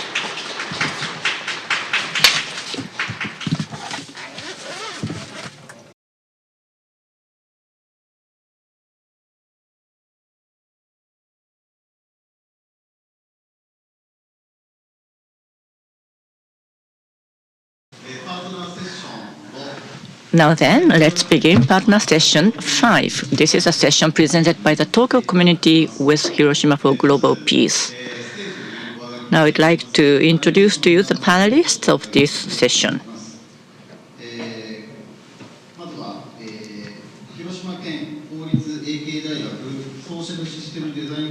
First, Professor Soda Yoshinobu, Department of Social System Design, AK University, Director of the Center for Partnership Research Promotion. Next is Mr. Iwai Mutsuo, Chairperson of the Board, Japan Tobacco, Inc. He is also Vice Chairman in charge, the Japan Association of Corporate Executives, Keizai Doyukai. We also have Ms. Shirai Tomoko, Social Entrepreneur, and Mr. Yuji Suyama, co-founder, representative director of Tokyo Zebra Unite. And then we have Mr. Shibusawa Ken, Chief Executive Officer of Shibusawa and Company. And my name is Sasaki. I would like to serve as your moderator today. Very nice to meet you. So now then, let's begin the session. But before we begin this session, I would like to invite Governor Hidehiko Yuzaki of Hiroshima Prefecture to say a few words. Governor, please. Good afternoon, everyone. I am Yuzaki, Governor of Hiroshima. 2025 Business Forum for Global Peace. Thank you very much for joining us today. And this is a Plus Tokyo community. Is that how you call it, Mr. Sasaki? Thank you very much for organizing this partners session. I truly appreciate. And we have all those wonderful panelists on stage. And I'm sure that you now are quite eager to have the panel discussion commenced already, but I do hope that this session turns out to be a fruitful one. And also, Mr. Soda, Mr. Iwai, they are starting a new peace initiative. That's what I have heard. So going forward, I am looking forward to your activities and this network expanding in order for us all to engage in peace activities. Thank you very much for your efforts and contribution. Thank you. Thank you very much, Governor Yuzaki. Now let us begin the session. First, allow me to explain today's theme. So let me have my presentation material projected on the screen. So as for today's material, I think our staff members have been distributing those handouts to you. If you do not have one, please feel free to take a copy from the table near the entrance. And then you can actually download the slides using the QR code Or you can go to ceapp.org, which is our website. The materials are downloadable from that website. So this session consists of an introduction and a panel dialogue and a photo session. So it has 3 parts. So this is what I'd like to talk about today. This is the theme of today's session. How can the business sector contribute to peace? So this question is really the starting point of the new project we are introducing today, CEAPP or SEEP. So this summer, SEEP will commence. And at SEEP, we will engage with research and dialogue. And in research, we will examine factors and drivers that encourage businesses to adopt peace as one of their management goals. And those key drivers are what we call new capital.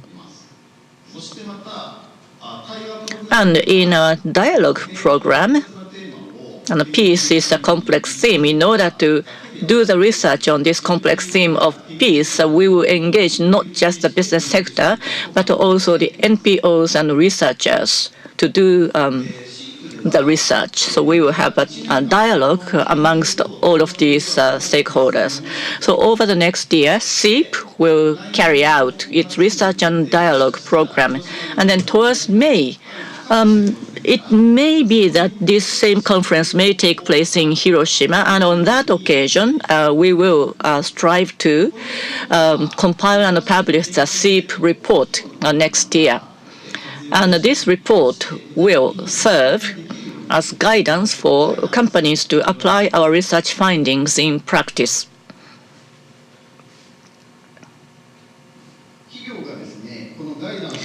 So when businesses use such guidance, they can transform their businesses, and then they can pursue sustainability, and then also long-term increase of their corporate value, and also building and maintenance of peace, all at the same time. So that's the goal of such guidance.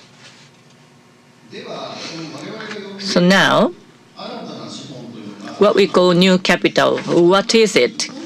I would like to briefly introduce this concept. I will just focus on the concept today. So businesses do their business operations based on the foundation of peace, meaning that they unconsciously benefit from the foundation of peace. Having said that, this foundation of peace, this is something that is created by somebody, and this is maintained by somebody, and the companies are benefiting from that. So for businesses, rather than merely consuming resources, companies need to invest in the strengthening the foundation, for example, through talent development or knowledge creation. So they make investment. So in other words, companies making investment in the very foundation of their businesses and then accumulate what they have invested, and then there is a kind of a circular for that accumulation to become the source of the reinforcement of the foundation of their activities. And that source is what is called capital. And then we have focused on this concept of capital. So we would like to drive and maintain the circulation of capital. And this eventually will benefit the foundation of the business, which is peace. So that is our hypothesis. And this cycle or circulation is generated through business activities. So this diagram illustrates the concept of new capital.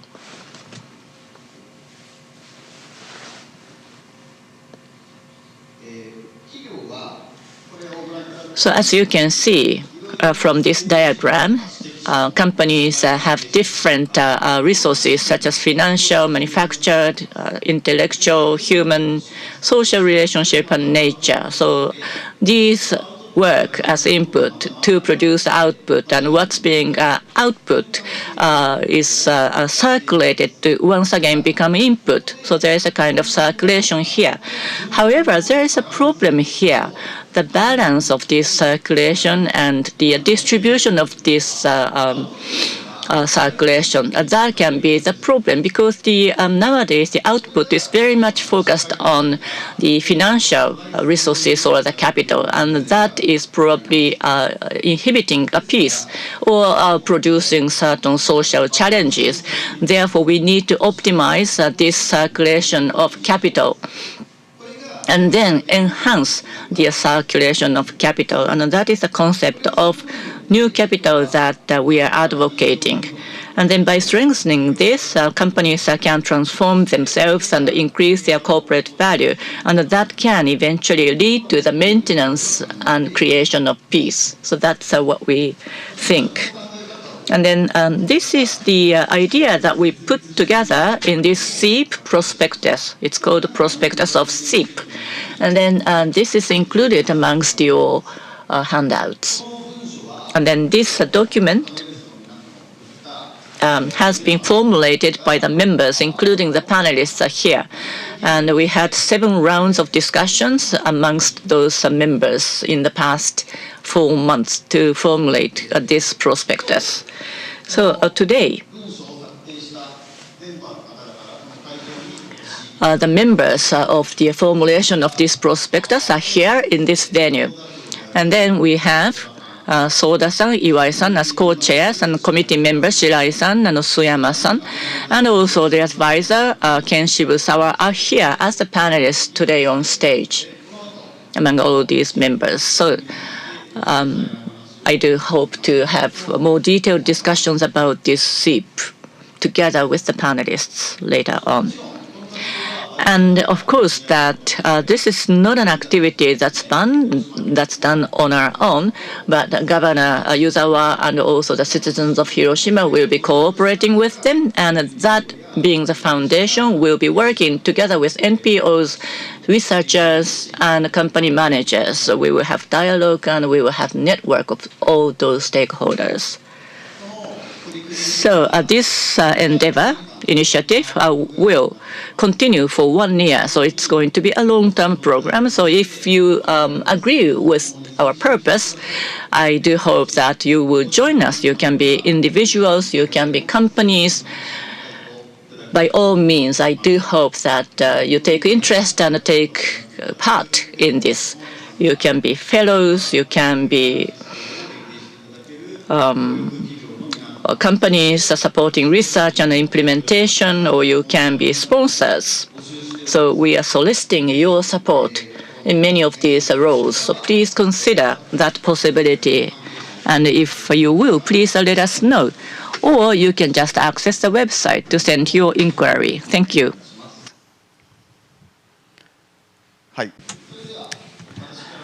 Well, that is for the introductory remarks from my end. So now I'd like to move on to the panelists' panel dialogue session. All right, please allow me to be seated.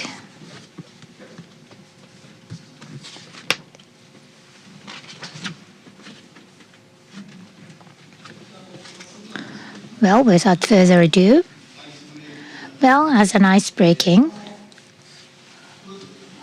I would like to turn to each of the panelists to share with us some backgrounds, how you got involved with this program from this end to the other end. So, Professor Soda, you living in Hiroshima and from the academia. Hello, everyone. This is Soda.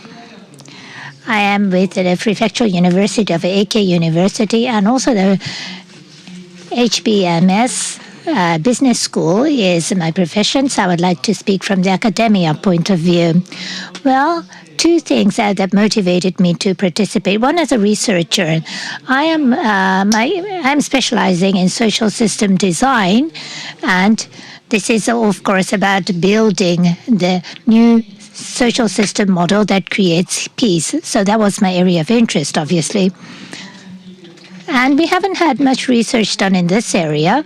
So based on peace, if we are able to create a new social system design, I think that's worth researching. So that's where I can come from. And another aspect is 6 years ago when actually, I was part of the founding organization of this university, AK University. Hiroshima is a city rich in potential, and I wanted to create this social system design. And this is about the problems that resides at the Gemba, and there are people who are engaged. Will feel that problem, and but there are people at the Gemba who don't really notice or realize their real value, and it's actually the global companies and other outsiders who really feel the value of Hiroshima. So changing from inside is one thing, but actually with a view from outside, from Tokyo and also from the global, I think that is another aspect where we can see Hiroshima as the right place to create the social system. And because Hiroshima has this universal value of peace, it can become a Mecca. And I would like to have the people in Hiroshima understand the value that you have. So that is how I came to be part of this project. Thank you for having me today. Thank you. Now, Mr. Iwai from business perspective. Well, thank you for the introduction. My name is Iwai. Well, you refer to Keizai Toyukai, and also I am also with Japan Tobacco Incorporation. I've been with the company more than 40 years. Very domestic, super domestic company we are. That's where we started, but now we are becoming very global, operating in more than 130 countries. And talking about peace, because we have this global operation, we have come to reflect upon us after the Cold War. Goods, money, people have started to move around freely, and we have been building our business model in that context. But we are here in this situation where there is war between Russia and Ukraine. Well, in Russia, we have top share, so that is one of our market. And peace has been enjoyed by us, and it has been a free ride, kind of free ride. And how business can contribute to peace was something that we actually started to discuss with Shibusawa-san. We had the Africa Committee in our organization, and it was not about conflict or war, but it was about innovation, how to create an abundant or affluent world where people can enjoy the rich lives. And Japan has been making contribution because of the resources of Japan. So this is about building peace and also conducting business on top of that foundation that we have created. And I thought that that kind of cycle is something we want to have. It was just something that I just kind of thought, but Sasaki-san invited me very passionately to join this organization. So here I am today. Thank you very much. Thank you. Now, Ms. Shirai, from the social entrepreneur's perspective, from the nonprofit sector. My name is Tomoko Shirai. Well, I actually was more interested in children who do not go to school. We have about 340 kids in Japan who do not wish to go to school, and also the development disorders or poverty. So these were the social problems that I have been interested in. I have been trying to provide a place for such kids to work and play. And also, Keizai Toyukai, together with the organization, I have joined a social sector organization, an industrial organization. So I have been involved both in the education and social sector. So I have been joining this program from that perspective. And why did I join? Well, first of all, why education and why the problem solving in the society? Because war, poverty, and discrimination, I wanted to pass on to the next generation a world free of these things. This may sound big, but to continue saying it is very important, I think. So peace is always at the core. And yes, this is something inevitable. So that's why I'm here. And in order to get closer to peace, so what is bringing about the war? So this, I think, is the disparity and the divide. And of course, education play and also solving the societal issues. This is something that we need to do. But this area is really scarce in resources. We are not catching up with the updating of the society. So that is why we have 340,000 kids not being able to go to school. So the new flow of capital, new flow of money is something we need to create. We need updating, innovation here. So that is what I think is important. And I wanted to work on that through this program. Thank you very much. Well, thank you.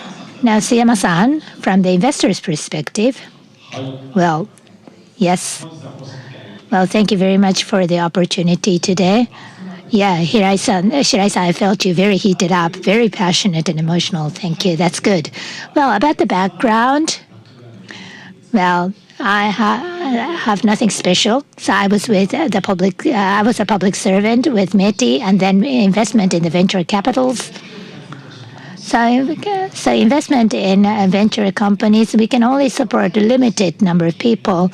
So finance and also to support more people, I'm with the Zebra companies and also finance impact investment, ESG, which is beyond ESG. Those are the activities I'm involved in. And in relation to today's topic, I'd like to touch from a personal note.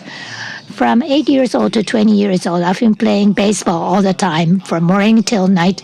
Every day I've been practicing baseball. And when I was in high school, my teacher told me, well, baseball education, I think, in Japan is really great. But he said, so you haven't noticed yet? Yeah, he kept on telling me about 3 times a day, every day. So I was with the baseball team until university, and within reason, I quit baseball. And I've always been thinking about what my teacher was trying to tell me. So my teacher told me, think about why you're able to play baseball. And my hypothesis was because I have parents, they work, they feed me, and they bought me the baseball equipment. So I was lucky, and also Japan was peaceful, and not just for a temporary now, but just for a year. But for 80 years after the last war, we have had peace. So that's why I was able to play baseball. I came to realize that when I was at university. So that's why after that, how to contribute to the society, I came to think about that. I decided to join METI. And there is Ukraine, the Israel issues, and peace is not something that we can take as regard. And my friends at the government and also other professors, when I talk to them, reality and idealism, how to balance that. Business sector must really come together to think seriously about that. So that's why I'm here today. Thank you for having me. Thank you. Thank you very much. Now, Shibusawa-san, please. Good afternoon. I am Shibusawa Ken. In 2001, I established Shibusawa Company, my own company. Before that, I was working for investment bank or hedge fund, the U.S. But after 6 months or so, alarm clock rang. I was in the U.S. on a business trip. And what happened? It was September 11th. There were no planes flying. It was a beautiful blue sky. And then I thought, peace is like air. You just take it for granted. But then once it's lost, what happens is this. So that's like the alarm clock. That's like wake-up call, I would say. And then that's where I started to think about sustainability. That's the starting point for me. And then I was working for a fund. And then a lot of the firefighters were killed. And then those bereaved families, for them, they started a fund. And then there are very rich people in the U.S., but when there are social issues, there is this dynamism where they are directly involved. Japan was the same up until the 1980s, but then when there was lost 10 years, on the one hand, some people started to make profit. On the other hand, other people started to solve social issues, but then there were silos. I wanted to bridge the two. And then with the U.S. fund, it's based on performance. Therefore, when there is a profit, 10% of that, the fee compensation can be used to destroy or break down the silos to support by supporting the social entrepreneurs, or seed cap is what we call. And then after some other events, I started a common seed cap. That's how it's called right now. Under Iwai-san's leadership and Keizai Doyukai, we started the Impact Fund for Africa. So what my point here is that 25 years ago, the part of the profit of a company to be returned to the society, that was kind of a surprising thing to do for NPO's mind. But this is now taken for granted, meaning that we have evolved. So businesses alone cannot build peace. They need to have a variety of partnerships. One of them is to work with social entrepreneurs or NPOs to create value together, so to pursue value creation together. So this kind of advancement or evolution is taking place right now. Thank you. Thank you very much. So each one of you, from a different perspective, are thinking of peace. So what's surprising is that business and peace, they are seemingly far apart, but then actually you take it on, as your own, thinking about peace. So we will go into the main theme, but I would like you to go deeper into the details later on. So to begin, as an ice break, I'd like to ask Soda-san and Iwai-san, two co-chairs of SEEP, to talk about this project. So this project actually, preparation started back in January already, and in the past 4 months, we had 7 rounds of discussions. And in the process, Soda-san and Iwai-san, during those 7 rounds of discussions, what did you learn, and what are the challenges that are emerging? What are the important points? So what took place and what is going to take place going forward? Please talk about that. Soda-san, please begin. So nothing has been kind of emerging out of this project, but we would like to deepen this project in the process where we will be working with you. So what I learned is that business sector has a lot of interest in peace. And then they are trying to find a kind of trigger to get involved. So that's something I sensed. I'm a researcher right now, so I'm oftentimes too theoretical. But those managers working on the ground, they take peace as their own. And then they sense that working on peace, it can actually create corporate value.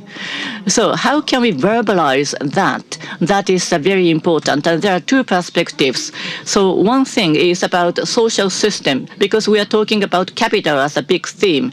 But as a social system, how are we going to share it? And whether we can measure it or not, we don't know. But then how can we visualize it and share it as a social system? So that's one perspective. So that is what we call peace capital. And we would like to deepen our discussions on this concept of peace capital.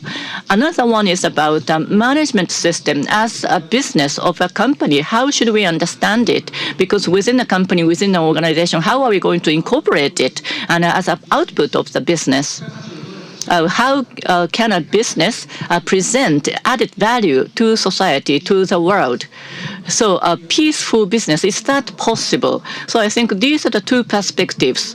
And how can we visualize that? The latter part is Peace Tech Award is a kind of project I have been working on because it's very much relevant to me. But Peace Tech is a kind of new concept. But is there any technology that can contribute to peace? What kind of technology does that? What kind of business model can contribute to peace?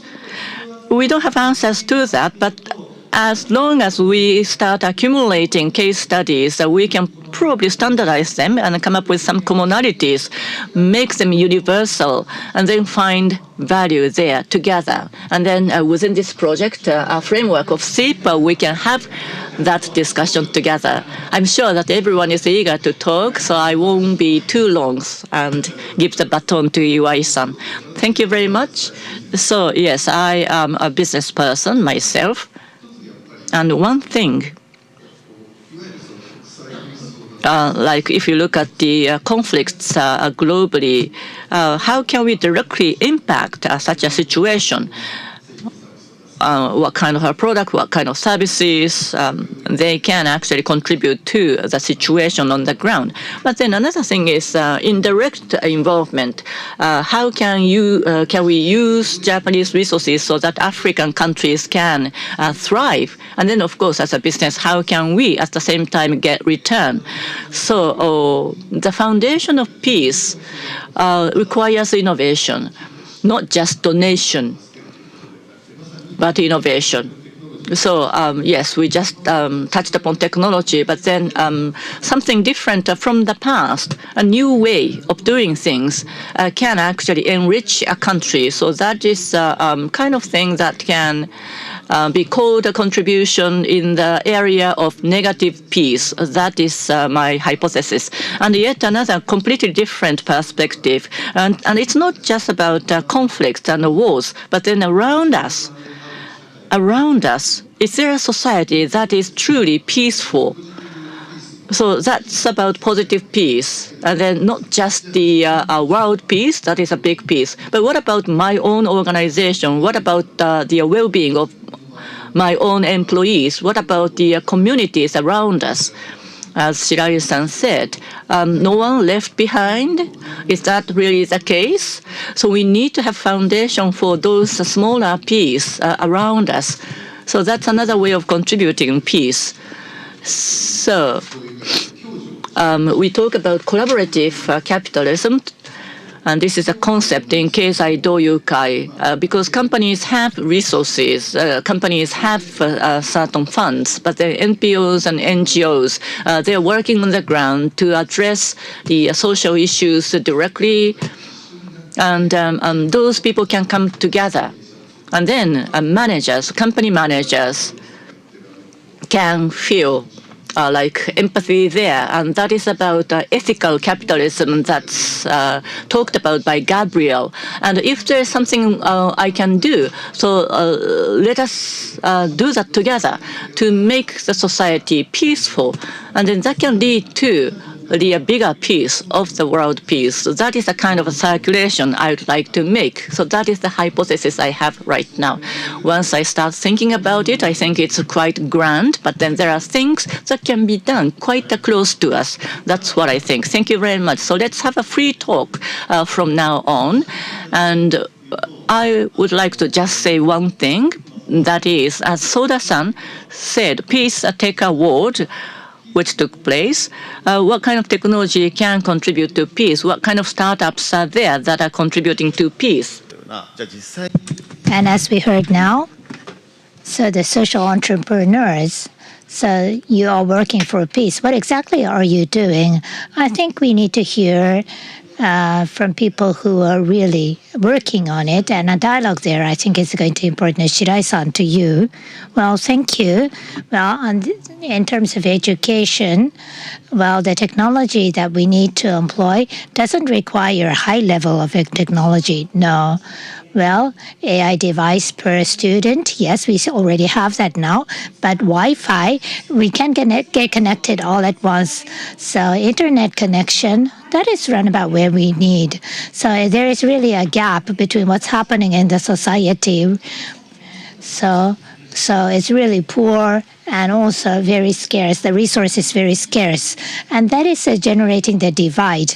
This kind of discussion, I think, is very important. But on the other hand, I always feel uncomfortable because we are dealing with mothers who face or encounter problems in raising their kids. I think that what we are discussing now has nothing to do with them. So 30, 40 students in one classroom has been a standard education style in Japan. And so we actually have gone through a compulsory education, but some kids actually cannot read or calculate, and we have many of them, even though they go to school or even they do not go to school. There are many people as such. And when they listen to us talking things like this, they will think that it's like a conspiracy or something, trying to deceive us in any way or trying to make money out of us. So there is this large gap or divide there, and it is becoming wider. So this poor public education is now actually contributing to enlarging this divide. This new flow of capital or new technology, how we can incorporate that in solving the societal issues, that's very simple, actually. So optimized education, so the government is looking into that. The technology, AI, internet, obviously will become important because we cannot have teachers for each student, so we need to use the technology here. But the resources that are available in companies, making that available for use for kids at a low cost, that kind of collaboration, that really will help, and that will be a big innovation, actually. Very primitive, basic, but that's really where we should start. Can I cut in? Because that was a very good topic. Well, the objective of today's discussion is that, well, I personally think that this session is unique, different from others. This is not just about conveying a message, but this is a start, so we are different. So it's not just about making presentations like the others, but it's about being at a starting point. We want to share that with everybody. So I totally agree with what Shirai-san said. So members other than here on the stage, we have other members, but we want to involve more and more people, more perspectives, and more sensitivity. We need to bring in everybody together. Otherwise, we cannot really come up with a solution of how we can connect business and peace. It's not that we're trying to do something special. Because what I said earlier, what Shirai-san said, what Irai-san said, it's not really something special. It's about trying to think about what we can do within the scope of what we're really doing every day. How is it connected with peace? This is to revisit and ask ourselves once again. This is to do with impact management or impact investment that I'm involved. It's not something completely new, but to look at it with a new eye, then we can come up with something new. To give you some examples, well, Shirai-san, I totally agree with you when you said, well, my friends in the 20s and 30s, for example, when I talk to them, they are very busy and they are all very focused on making good performance. So PTA and local community, so they don't want to take their time for that. And I talk to politicians, local politicians actually, and people involved in local politics is actually those who work for, not for large companies, but rather smaller or local companies. So for the local politics, and not many people from big companies are involved. So you talked about silo earlier. I think we can broaden the silo, so release the silo to an extent, so that we can promote peace in the region and also in the world. So we really want to have people join from different perspectives, different backgrounds. Sorry, that was a little long, but yes, I'll stop here. Anybody who wants to talk? Shibusawa-san? Yes, of course. Yeah, I was worried I'm going to take up too much time, but anyway. Well, so earlier we talked about how business can contribute to peace and collaboration with the NGOs and other parties that is needed. That's for sure. But collaboration alone is not enough. And as Sasaki-san mentioned earlier, the companies are more focused on the financial capital. And of course, I can understand that because it's measurable and it's visible, tangible. But for example, ESG, how did that develop? G came first because it's easy to measure. So yes, yeah, it's important. And next came the E, save the planet, global, and also scientific evidence, easy to measure. So because if you can convert to CO2 equivalent, then you can measure it. But S is lagging behind, left behind, because we don't know what to measure. So that's why ESG pushback is happening, or coming from people who are angry about being left behind. So ESG P, I think P should come first. Peace, I think, should come first. And post ESG, I think that's going to be important, changing the narratives. So that goes back to yesterday's session, not just about controlling the risk, but we who are creating the value, how do we show that? It has to be in numbers. We talked about the impact model earlier. So that really shows a very beautiful picture. So how do we measure and what do we measure? That's very complex. It's not easy. But unless we have that, we cannot enable the silo buster. And if we do have that measurement, we will have a common language in place. So the companies, the government, NPOs, we can use the same language in solving the problems. I think this is going to be very important. Iwai-san, together with Iwai-san, we actually discuss the impact investment. We do that together. And listening to him, what really impressed me was that, well, he talked about this earlier a little bit, but it's not just about donation. Well, for example, sustainability department giving them the budget and supporting that, yes, that's important, of course. But giving the balance sheet to the sustainability department, well, about the investment, I mean, and that gets circulated within the society and comes back. So we can build this circulation. That's, of course, is important. Igarashi-san is involved in very important work. So impact-weighted accounting. So the value that's not become visible. So it's still in the early stage, but he's working on that. I feel that we are still in the early stage, but that kind of initiative has started. And with that, for the first time, I think we can think about the post-ESG, which is about impact for creating new value, and that needs to be measured and become invisible. So this should not come from the investors. However, it should come from the startups that is creating the value. So them presenting to us investors, I think that should be what should be happening. So the companies or the startups that are creating value, I think, should be responsible for this. This is what I would like to see in post-ESG. Well, to follow up on what's just been said, well, each company having their own purpose and the contribution to the society, them measuring that, making declaration that they're going to measure in this way, and also to explain the level of achievement. I think that's very important. Well, in the finance sector, ESG, maybe it's easier to measure, but I think the pressure is coming from the investors have been promoting this movement. I think that's part of the truth. So Zebra certification or B pump. Yes, we have been working together. So this so being recognized that you are making this movement, I think this also is going to be important.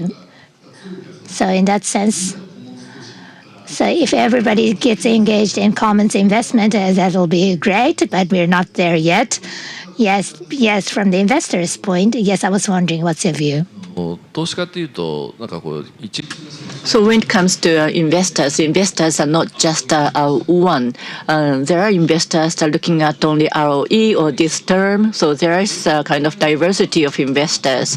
In terms of information disclosure, it has to be standardized. But then among the investors, there are investors who I would like to become shareholders of my company. For those investors, I could come up with a suitable narrative. And then for that, we need to have commitment. And others may not be interested. But then I think there should be commitment because we value this. And if you, as an investor, does not value that, you can invest elsewhere. Of course, I wouldn't use those language, but then that's what I think. So mutually, we need to have a dialogue to understand each other. So dialogue or democratic process, not like punching each other. We may have different sense of value. We have different positions, but then through dialogue, we understand each other. And it could be second best, but then let's do it together. This kind of attitude is very important. And Shirai-san, I would like to ask you, that can be done only through education, I guess. It may take time, but what do you think? Such a democratic process leading to peace, that is something where education can really contribute. Yes, I totally agree with that. Like, we are all different, but then we respect such difference and still have dialogue. And then out of such differences, we can find a kind of a common ground. So that kind of education is truly important. But is that done in school? They talk about it, they say they are doing it, but then kids, they know what we really think. So they know that eventually we are valuing them with some paper test scores. And then those with high scores, they are valued, and others are just left behind. So that's, well, when I was a kid already, people were talking about this society based on academic performance is over, but then it's still continuing. Basically, this is like leaving some people behind. But rather than that, well, I was trained for university entrance exam to get a lot of knowledge and then put it out. But then, we can't beat AI in that regard. They are faster, so we can't really compete with AI. But if we compete, keep on competing, what value is being produced? There's a war there, there's climate change, but then nobody knows the answer, how to stop those things. That is the time we live in. So we have to use your own head and come up with some ideas, whether they are successful or not. We have to take responsibility for that and move on. So that is something we have to be doing. But then educational ground is very much out of touch with that. That's why we need to update the education system. That can lead to peace education eventually. May I once again step in? So, well, in that context, school education is, yes, one, but education is does not end, at the age of 15, 18, or 20, 22. So, I'm learning on this stage today. I'm learning. When I was a venture capitalist, and I'm sure that the people may be happy to hear this, but then, like the creation of business itself is a lot of learning, because when venture capitalists invest in a startup, there are a lot of things we don't know, so we have to learn. And the organization management or company management, it's the same. They have to learn as managers, and we investors need to learn also from the scratch. And innovation, entrepreneurship, startups, or fostering entrepreneurs, half of that is learning. So that's already written in papers, scientific papers. So in that sense, education is not something that's far away from me. What do I learn? What do the person next to me learn? And how are we going to share the learning? So that's something that is very important. So talking about education, let me just say a word. And Sudo-san, please make a comment. It's not what I say, but Endo-san, NEC person, he is very keen on educational matters. And 教育 in Chinese letters, it means teaching and also fostering or nurturing. But then so far, education has been all about teaching. That's important, but then we also need to nurture. Nurturing is also very important. Unless we have nurturing, we can't come up with innovation or come up with peace in this new era. So 教育 in Chinese characters, I have both aspects, teaching and nurturing. Soda-san, what would you say? I'm sorry, I just acted as a moderator. Anyway, so I worked at the NEC for 25 years, so I know what Endo-san would say. But teaching is, well, that's okay, but nurturing, that's about how we recognize it, internalize it, and then verbalize it. It's the process, because there has to be a kind of autonomy there of each person. But being autonomous needs a sense of the self-esteem or assertion of oneself. Unless that feeling is there, you can't nurture a person. In society, we need to have that. So how can we do that? Within the system, you are part of the system, and when you start to communicate, it's very difficult. It becomes difficult for you to have meta recognition of yourself. That has to be supported through the society and academia, including universities. In order to have meta recognition or cognition, we need to have verbalization of things. So it's very difficult to have that still. So to support that verbalization, that has to be done by the academia, and that is the job of universities. That is a job of the public education. So or meta recognition, verbalization, that is a process that has to be pursued, not just in education but also in research field. So that's something that has to be done by educational system, and especially the public educational system. May I? Well, I would like to kind of more or less wrap up.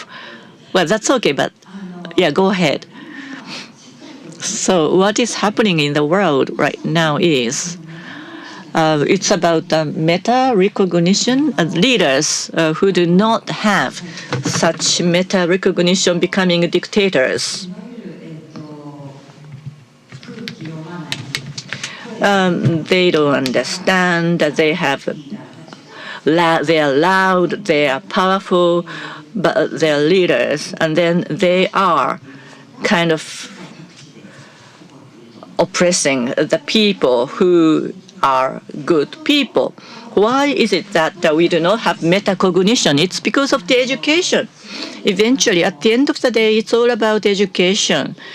So it's not about economic conditions, whether you can have a certain attachment. And when you are small, young, you need to be grown with certain attachment and love. But then when there's an absence of that, they want to be approved, and they have a very strong desire for getting approval. And then when we do free school, and I do free school, and a lot of people who have developmental problem, and I stopped them from becoming dictators, because even if they do not have such attachment or love being given at home, others can give that to them.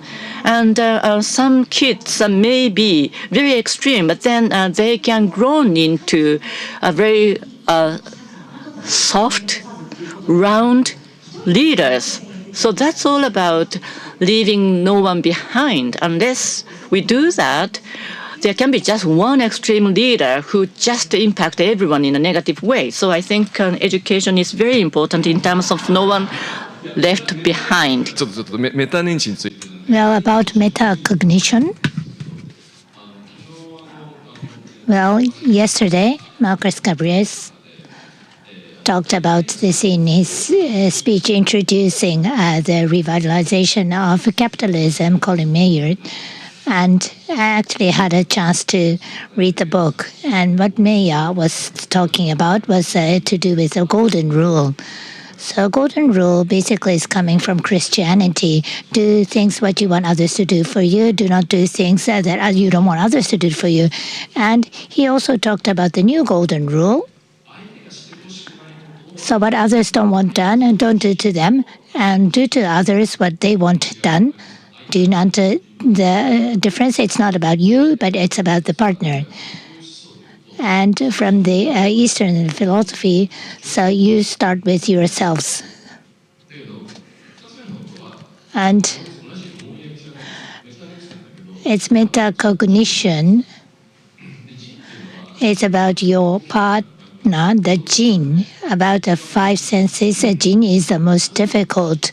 Why is it difficult? Because you're not the other person. You don't know what the other person really wants because it's not yourself. So it requires imagination. So yesterday's Gabriel's talk, Colin Mayer's talk, and also so it's coming from the Chinese philosophy. So I think it synchronizes very well because it's coming from, although it's coming from three totally different backgrounds, I feel that there's synchronization there, which I found was quite interesting. Anybody who wants to talk? Yeah, just one last word. Yeah, so this should be my last talk, right? Yeah, okay. Well, business and peace. Yeah, going back to that topic once again. Well, through this entire program, Gabriel's talk about the ethics. I think that leads to education and also the democratic dialogue. So democratic is not just about the majority making the decision, but it's about a good dialogue, trying to come up with a good solution. I think that would lead to peace. And as we heard from Shibusawa-san now, so it's a world of Jing. And capitalism is said to be bad, but Adam Smith was originally talking about sympathy, and then fair trade based on the foundation. And if you leave freedom there, that would raise the wealth. So that was what Adam Smith said. So I think this is more to do with the soft law or hard law, also like the corporate law or investment standard, for instance. So that could be a way. So I think there could be different paths moving forward. So I also would like to be part of that. And if you want to be part of that, please do join us. That's all. I think this will be my final comment. Okay. So finally, I would like to turn to the panelists to invite the audience to be part of the program. If you could give a final word, Soda-san, please. Well, I'm sure we're running out of time. I would like to be brief. Well, as So we're not saying talking about very big things, but I think we are talking more about the values that we have kept and trying to verbalize this.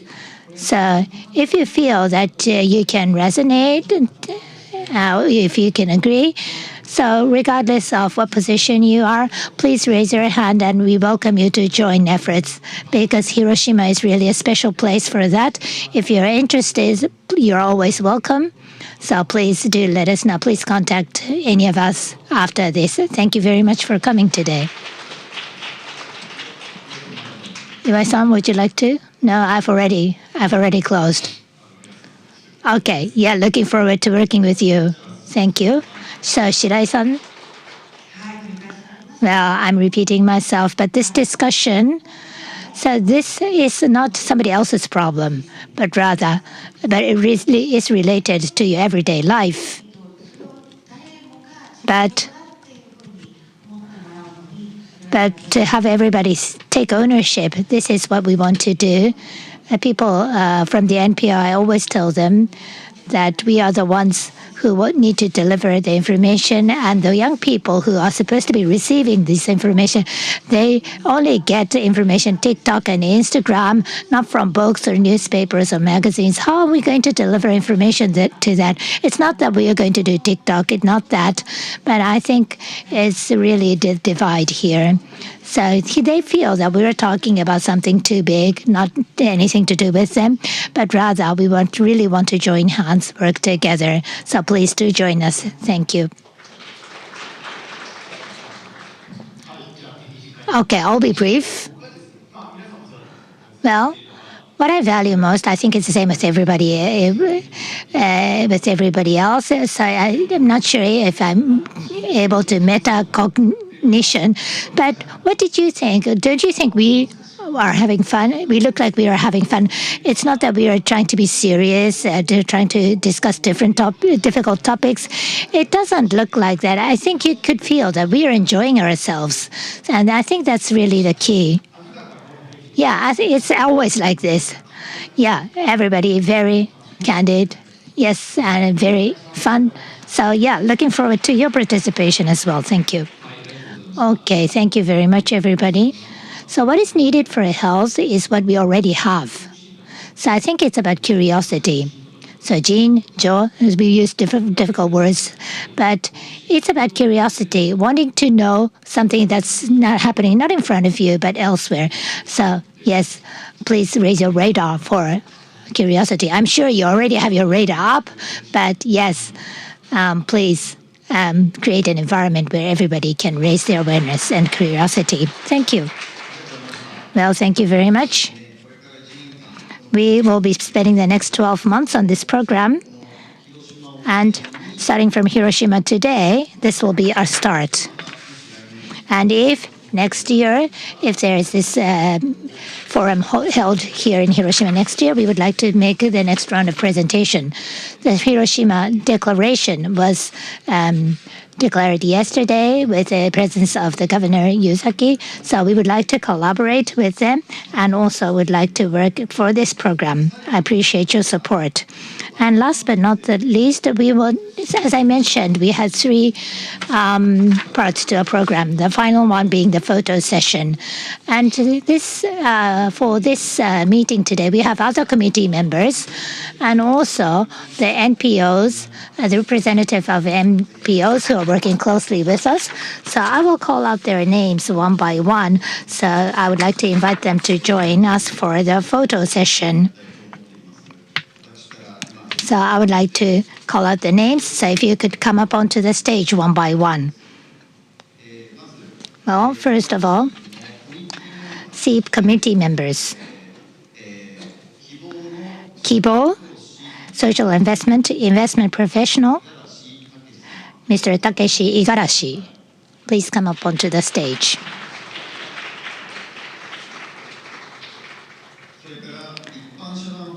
And next, Arc and Beyond, Representative Director, Mr. Hiro Ishikawa.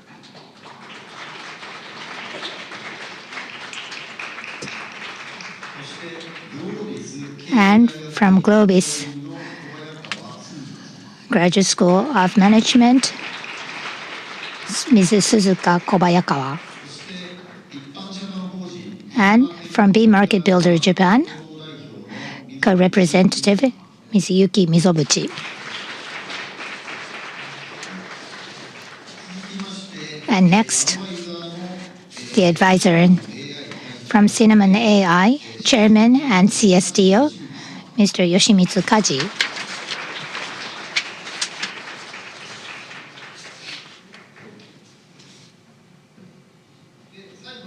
And lastly, I would like to introduce the MPOs that are going to work with us.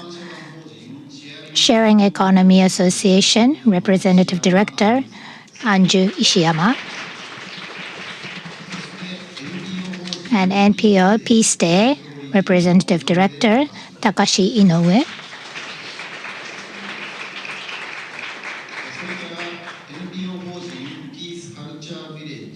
Peace Culture Village, Executive Director, Kenta Sumioka. And lastly, Peace Education Lab Nagasaki, Director, Tomoyuki Torisu.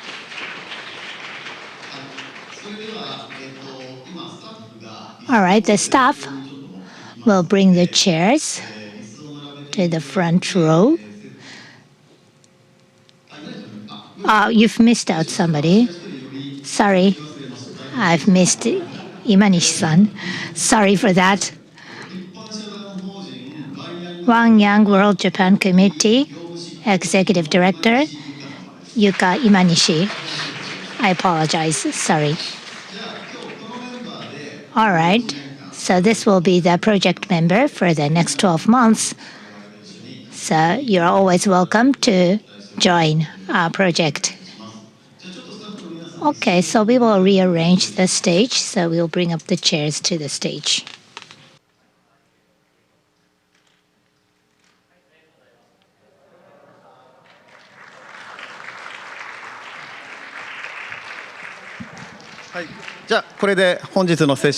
So with this, we conclude this session. Thank you.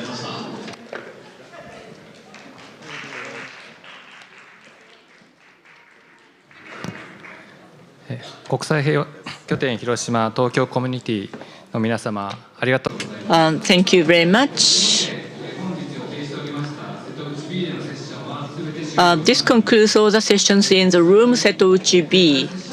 The plenary session 6 is going to take place in Setouchi room A. So if you are taking part in the plenary, please move to Setouchi A. Thank you.